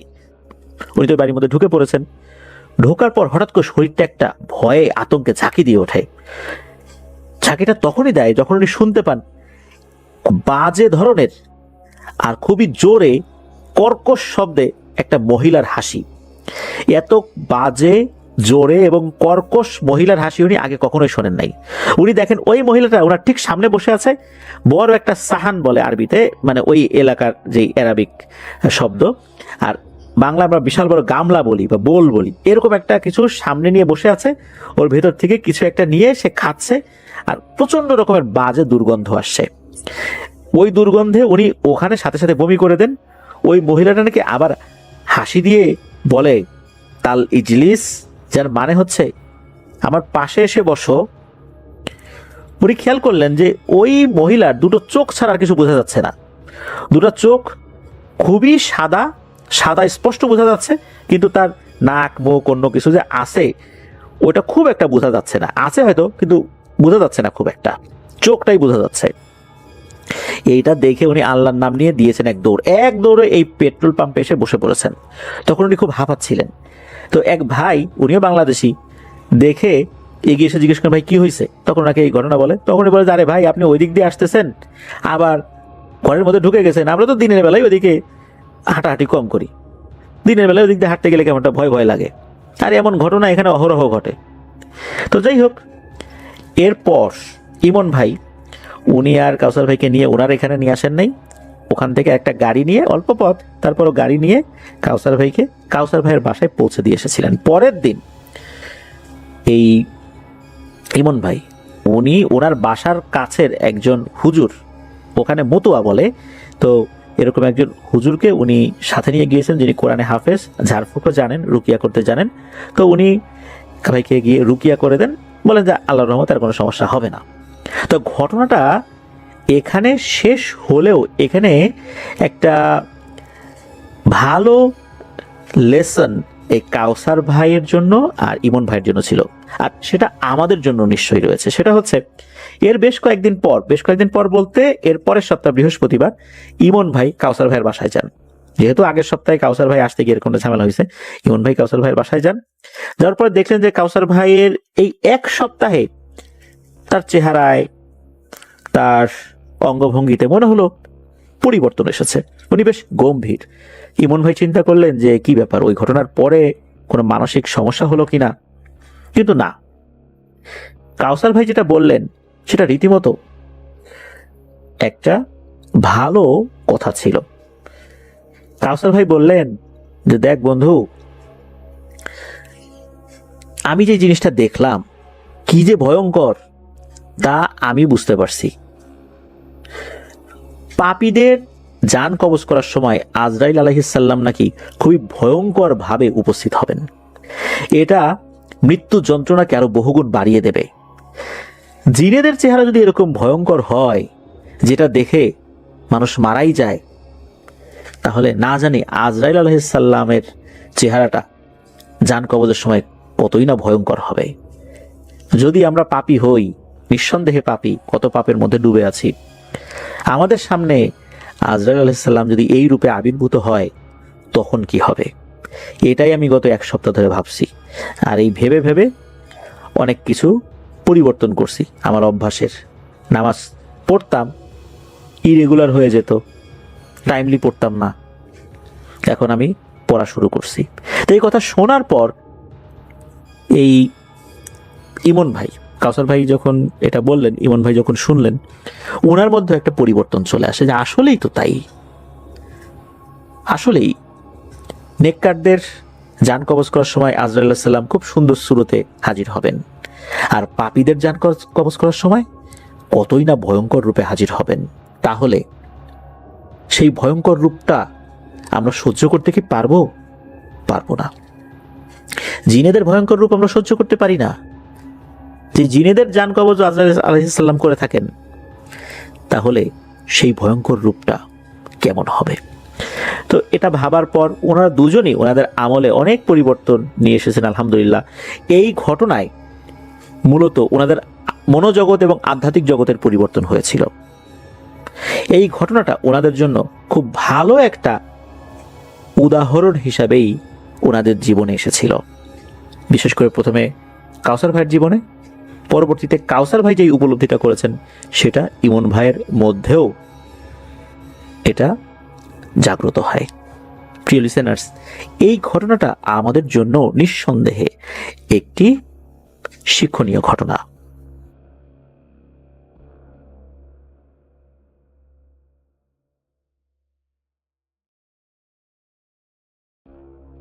ধন্যবাদ রাসেল ভাই আমাকে ঘটনা বলার সুযোগ দেওয়ার জন্য। আমার নাম হচ্ছে রিপন, আমি এসেছি লালমিনহাট থেকে।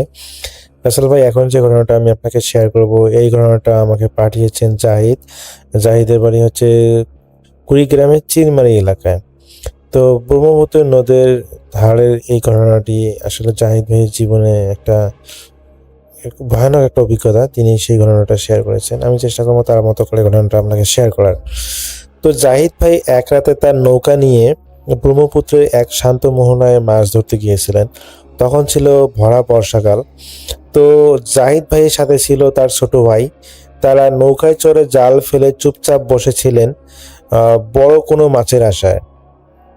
তো রাত তখন গভীর, চারপাশে একদম নিস্তব্ধ। তো জাহিদ ভাই লক্ষ্য করলেন তাদের নৌকার চারপাশে পানিটা ধীরে ধীরে রূপালী রঙে রং হচ্ছে এবং কোনো চাঁদের আলো ছিল না, আকাশে ছিল মেঘলা, কিন্তু পানির নিচ থেকে এক ধরনের মৃদু আলো বিচ্ছুরিত হচ্ছিল, দেখা যাচ্ছিল। তো জাহিদ ভাই ভাবলেন যে হয়তো পানির নিচে প্রচুর ইলিশ মাছ এসেছে, কারণ ইলিশের গায়ে রূপালী আভা মাঝে মধ্যেই পানিতে প্রতিছবি তৈরি করে। তো তিনি জাল টানতে শুরু করলেন, কিন্তু জালটা তোলার সময় দেখলেন সেটা অদ্ভুতভাবে হালকা, মনে হচ্ছে জালে কোনো কিছুই নেই। কিন্তু যখন পুরো জালটা নৌকায় তুললো, জাহিদ ভাই এবং তার ছোট ভাই অবাক হলেন। দেখলেন যে জালের মধ্যে তিনটা গিটে গিটে ছোট ছোট এমন কিছু মাছ আটকে আছে যা তারা আগে কখনো দেখেনি। মাছগুলো দেখতে অনেকটা ইলিশের মতো, কিন্তু আকারে খুবই ছোট, এবং তাদের শরীর থেকে সেই রূপালী আলো বের হচ্ছে বা বিকরিত হচ্ছে। সবচেয়ে অবাক করা রাসেল ভাই, মাছগুলো জালে আটকা থাকার পরেও ছটফট করতেছে না। তারা যেন এক দৃষ্টিতে জাহিদ ভাইয়ের দিকে তাকিয়েছিল। জাহিদ ভাই যখন একটা মাছ হাতে নিলেন, তখন অনুভব করলেন মাছটা প্রচণ্ড গরম, যেন এইমাত্র চুলা থেকে নামানো হয়েছে। জাহিদ ভাই বুঝতে পারলেন এটা কোনো সাধারণ মাছ না, নাকি অন্য কিছু, তিনি বুঝতেও পারলেন না। তো জাহিদ ভাই মাছটা হাত থেকে ছেড়ে দিতেই দেখলেন যে সেটা পানিতে পড়ার সাথে সাথে একটা অদ্ভুত কাণ্ড ঘটলো। মাছটা ডুবে না গিয়ে পানির উপরেই গোল হয়ে ঘুরতে শুরু করলো এবং তার শরীর থেকে বের হওয়া আলোটা আরো তীব্র হয়ে উঠলো। তো জাহিদ ভাইয়ের ছোট ভাই ভয়ে জাল ছেড়ে নৌকার কোনায় গিয়ে বসলো, কারণ জালের ভেতরে থাকা বাকি ছোট মাছগুলো তখন একযোগে একটা অদ্ভুত শব্দ করতে শুরু করেছে, ঠিক যেন কাচের ওপর কেউ পাথর দিয়ে ঘষতেছে এইরকম। তো জাহিদ ভাই দেখলেন তাদের নৌকার চারপাশে দিয়ে পানির নিচে বড় বড় কিছু অবয়ব দ্রুত গতিতে যাতায়াত করতেছে। সাধারণত বড় মাছ গেলে পানি উল্টাপাল্টা হয়, কিন্তু এক্ষেত্রে পানি ছিল একদম স্থির। শুধু সেই রূপালী আলোগুলো সুতোর মতো এদিক ওদিক ছড়িয়ে পড়তেছিল। তো জাহিদ ভাই লক্ষ্য করলেন যে মাছটি তিনি পানিতে ছেড়েছেন সেটিকে কেন্দ্র করে আরো শত শত মাছ উপরে ভেসে আসতেছে। তারা কোনো নড়াচড়া করছে না, শুধু স্থির হয়ে তাদের নৌকার দিকে মুখ করে আছে। তো হঠাৎ করেই বাতাসের গন্ধটা যেন পাল্টে গেল। নদীর যে একটা গন্ধ থাকে বা ফ্রেশ আবহাওয়া, সেটা বদলে গিয়ে কিরকম একটা ধূপ বা সুগন্ধির ঘ্রাণ পাওয়া শুরু করলো তারা দুজন। জাহিদ ভাই অনুভব করলেন নৌকাটা ধীরে ধীরে ভারী হয়ে যাচ্ছে, যেন কেউ নিচ থেকে নৌকাটাকে টেনে ধরে আছে। তিনি দেখলেন নৌকার গ্লুয়ের উপর সেই ছোট্ট মাছগুলো একটি লাফ দিয়ে উঠলো এবং তার মুখের ভিতর থেকে একটা উজ্জ্বল স্ফটিকের মতো দানা মেঝের উপর পড়ে গেল, নৌকার মেঝেতে পড়ে গেল। জাহিদ ভাই যখন দানাটা হাতে নিলেন, তখন তার ছোট ভাই চিৎকার করে উঠলো। সে আঙুল দিয়ে নদীর মাঝখানের দিকে ইশারা করলো জাহিদ ভাইকে দেখার জন্য। তো জাহিদ ভাই দেখলেন নদীর যেখানে মোহনায় মিশেছে সেখান থেকে একটা বিশাল রূপালী ঘূর্ণি তাদের নৌকার দিকে ধেয়ে আসতেছে। কিন্তু আশ্চর্যের বিষয় রাসেল ভাই, সেই ঘূর্ণি থেকে কোনো গর্জন শোনা যাচ্ছিল না, কোনো শব্দ শোনা যাচ্ছিল না। তো পুরো পরিবেশটা ছিল একদম নিস্তব্ধ। জাহিদ ভাই বুঝতে পারলেন তারা এমন কিছু দেখে ফেলেছে যা সাধারণ মানুষের চোখে আসলে দেখা উচিত নয় বা না দেখাই ভালো। তো জাহিদ ভাই সেই মোহনার দিকে তাকিয়ে দেখলেন সেই বিশাল রূপালী ঘূর্ণিটা কোনো সাধারণ পানির স্রোত নয়, ঘূর্ণিটির ভিতর থেকে অসংখ্য মাছ লাফিয়ে উঠতেছে, আর তাদের গায়ের সেই রূপালি আলো মিলে পুরো জায়গাটা দিনের মতো উজ্জ্বল করে ফেলেছে। জাহিদ ভাই বুঝতে পারলেন নৌকাটি এখন আর তাদের নিয়ন্ত্রণে নেই, সেটি নিজে থেকেই ঘূর্ণির দিকে এগোতে শুরু করতেছে। তো ছোট ভাই ভয়ে নৌকার পাটাতন আঁকড়ে ধরল। নৌকাটি যখন ঘূর্ণির একদম কাছাকাছি চলে গেছে, তখন জাহিদ ভাই লক্ষ্য করলেন পানির নিচ থেকে একটি বিশাল আকৃতির মাছের পিঠ ভেসে উঠেছে। মাছটির লম্বায় প্রায় তাদের নৌকার সমান। মাছটির আঁশগুলো সাধারণত মাছের মতো নয়, সেগুলো দেখতে অনেকটা নিপুণভাবে খোদাই করা ধাতব পাতের মতো। তো সেই বিশাল মাছটি স্থির হয়ে জাহিদ ভাইয়ের নৌকার সমান্তরালভাবে চলতে লাগলো। জাহিদ ভাই লক্ষ্য করলেন মাছটির চোখের মণি ছিল গাঢ় নীল, এবং সেই দৃষ্টিতে কোনো হিংস্রতা ছিল না, ছিল একটা অদ্ভুত গম্ভীর্য। তো ঠিক ওই সময়ে নৌকার গুলোইয়ের উপর পড়ে থাকা সেই উজ্জ্বল স্ফটিকের মতো দানাটি থেকে তীব্র আলো বেরোতে শুরু করলো। জাহিদ ভাই দেখলেন সেই ছোট্ট মাছগুলো এখন আর শব্দ করছে না, বরং তারা সারিবদ্ধভাবে বিশাল মাছটির চারপাশে এক ধরনের বৃত্ত তৈরি করতেছে। তো জাহিদ ভাই লক্ষ্য করলেন তাদের নৌকার ভিতরে থাকা জালটি এখন পুরোপুরি শুকিয়ে গেছে, অথচ কিছুক্ষণ আগেই সেটি ছিল পানি এবং কাদাময়। তো ব্রহ্মপুত্রে সেই মোহনায় তখন এক অদ্ভুত নীরবতা বিরাজ করতেছিল। জাহিদ ভাই অনুভব করলেন সেই বিশাল মাছটি যেন তাদের ভিতরে কোনো কথা বলতেছে, এবং কোনো শব্দ নেই, কিন্তু তিনি স্পষ্ট বুঝতে পারলেন মাছটি চাইছে তারা যেন এই স্ফটিকের দানাটি নিয়ে সেখান থেকে চলে যায়, এবং কোনোভাবেই যেন পিছনে না ফিরে তাকায়। তো জাহিদ ভাই কম্পিত হাতে স্ফটিকটি কুড়িয়ে নিলেন, এবং সাথে সাথে সেই বিশাল মাছটির লেজের এক ঝটকায় পানির গভীরে তলিয়ে গেল। সেই ঘূর্ণিটিও মুহূর্তের মধ্যে মিলিয়ে গেল, যেন যে সেখানে কিছুই ছিল না। জাহিদ ভাই দেখলেন তাদের নৌকাটি এখন নদীর পাড়ে খুব কাছে চলে এসেছে, অথচ মোহনাটি ছিল নদীর পাড় থেকে অনেক দূরে। তো জাহিদ ভাই নৌকাটি পাড়ে ভিড়িয়ে কিছুক্ষণ স্তব্ধ হয়ে রইলেন যে এগুলো কি ঘটলো তাদের সাথে। তো তার ছোট ভাই তখনও ভয়ে কাঁপতেছে। জাহিদ ভাই হাতের মুঠোয় রাখা সেই স্ফটিকের দিকে তাকালেন। অদ্ভুত ব্যাপার হলো, নৌকা থেকে নামার সাথে সাথে স্ফটিকের সেই তীব্র আলোটা কমে গেল, কিন্তু সেটাই এখন কুসুম গরম ভাতের মতো একটা আরামদায়ক উত্তাপ ছড়াচ্ছে। তারা দুজনে যখন বাড়ির দিকে হাঁটতে শুরু করলেন, জাহিদ ভাই অনুভব করলেন তার শরীরটা অনেক হালকা লাগছে। পথে কোনো লোক ছিল না, কিন্তু জাহিদ ভাইয়ের মনে হচ্ছিল নদীর দিক থেকে আসা বাতাসটা তাকে ফিসফিস করে কিছু একটা বলছে। তিনি তার পকেটে হাত দিয়ে দেখলেন সেই স্ফটিকটি এখন গলে গিয়ে একটা স্বচ্ছ পাথরের রূপ নিয়েছে। তো বাড়িতে পৌঁছানোর পর জাহিদ ভাই পাথরটিকে একটি স্টিলের বাটিতে রাখলেন। কিছুক্ষণ পর তিনি দেখলেন বাটিতে রাখা স্বচ্ছ পাথরটি থেকে ছোট্ট পানি বিন্দু চুইয়ে পড়ছে। তিনি অবাক হয়ে দেখলেন সেই সামান্য পানি থেকে সারা ঘরে ব্রহ্মপুত্র নদে সেই তাজা মাছ আর উপর ধূপের মিশ্রিত ঘ্রাণ পাওয়া যাচ্ছে। সেই রাতে জাহিদ ভাই যখন ঘুমানোর চেষ্টা করেছিলেন, তিনি দেখলেন সেই বিশাল নীল চোখের মাছটি আবার তার সামনে এসেছে। মাছটি এবার কোনো সংকেত দিচ্ছিল না, বরং স্থির হয়ে জাহিদ ভাই দিকে তাকিয়েছিল। স্বপ্নে জাহিদ ভাই বুঝতে পারলেন এই পাথরটি কোনো সাধারণ বস্তু নয়, এটি ব্রহ্মপুত্রের সেই দুর্লভ মোহনার একটি অংশ, যা হয়তো হাজার বছরে একবার কারো ভাগ্য জোরে। কিন্তু এই একই সাথে তার মনে এই ধরনের ভয়ও কাজ করতে লাগলো যে এটা দিয়ে তিনি কি করবেন, এটাকে তার কাছে রাখলে সে নিরাপদ থাকতে পারবেন। তো কোনো কিছু চিন্তা না করে তারপরের দিন তিনি সেই স্ফটিকটি, যে তারার মধ্যে যে জিনিসটা, আমরা বাংলা ভাষায় এটাকে পুঁতি বলি, বা অনেকেই অনেকভাবে বলে। তো তিনি হলো সেই জিনিসটাকে পুনরায় সেই নদীর পাড়ে যান এবং সেই পুকুরের মধ্যে ফেলে দিয়ে আসেন। তো ফেলে দেওয়ার পর থেকে আসলে সেদিনের রাত তিনি আর কোনো স্বপ্ন দেখেননি, আর তার সাথে আসলে কোনো ধরনের আর ঘটনাও ঘটেনি, এবং তারা দুজনেই নিরাপদ থাকেন। তো রাসেল ভাই, এটাই ছিল ঘটনা। আসলে এই ধরনের ঘটনাগুলো একটু বিশ্বাস করা কঠিন, কারণ এখানে রূপক জিনিসটা বেশি। আসলে যাদের সাথে ঘটে তারা এই জিনিসটা বুঝতে পারে। তো আমি চেষ্টা করেছি এটা, যে আমাকে ঘটনাটা পাঠিয়েছে তার বাসা হচ্ছে কুড়িগ্রামে চিরমারি এলাকায়। জাহিদ ভাই আমাকে আসলে যেভাবে চেষ্টা করেছেন, আমি তার মতো করে চেষ্টা করেছি ঘটনাটা শেয়ার করার। তো রাসেল ভাই, এটাই ছিল ঘটনা।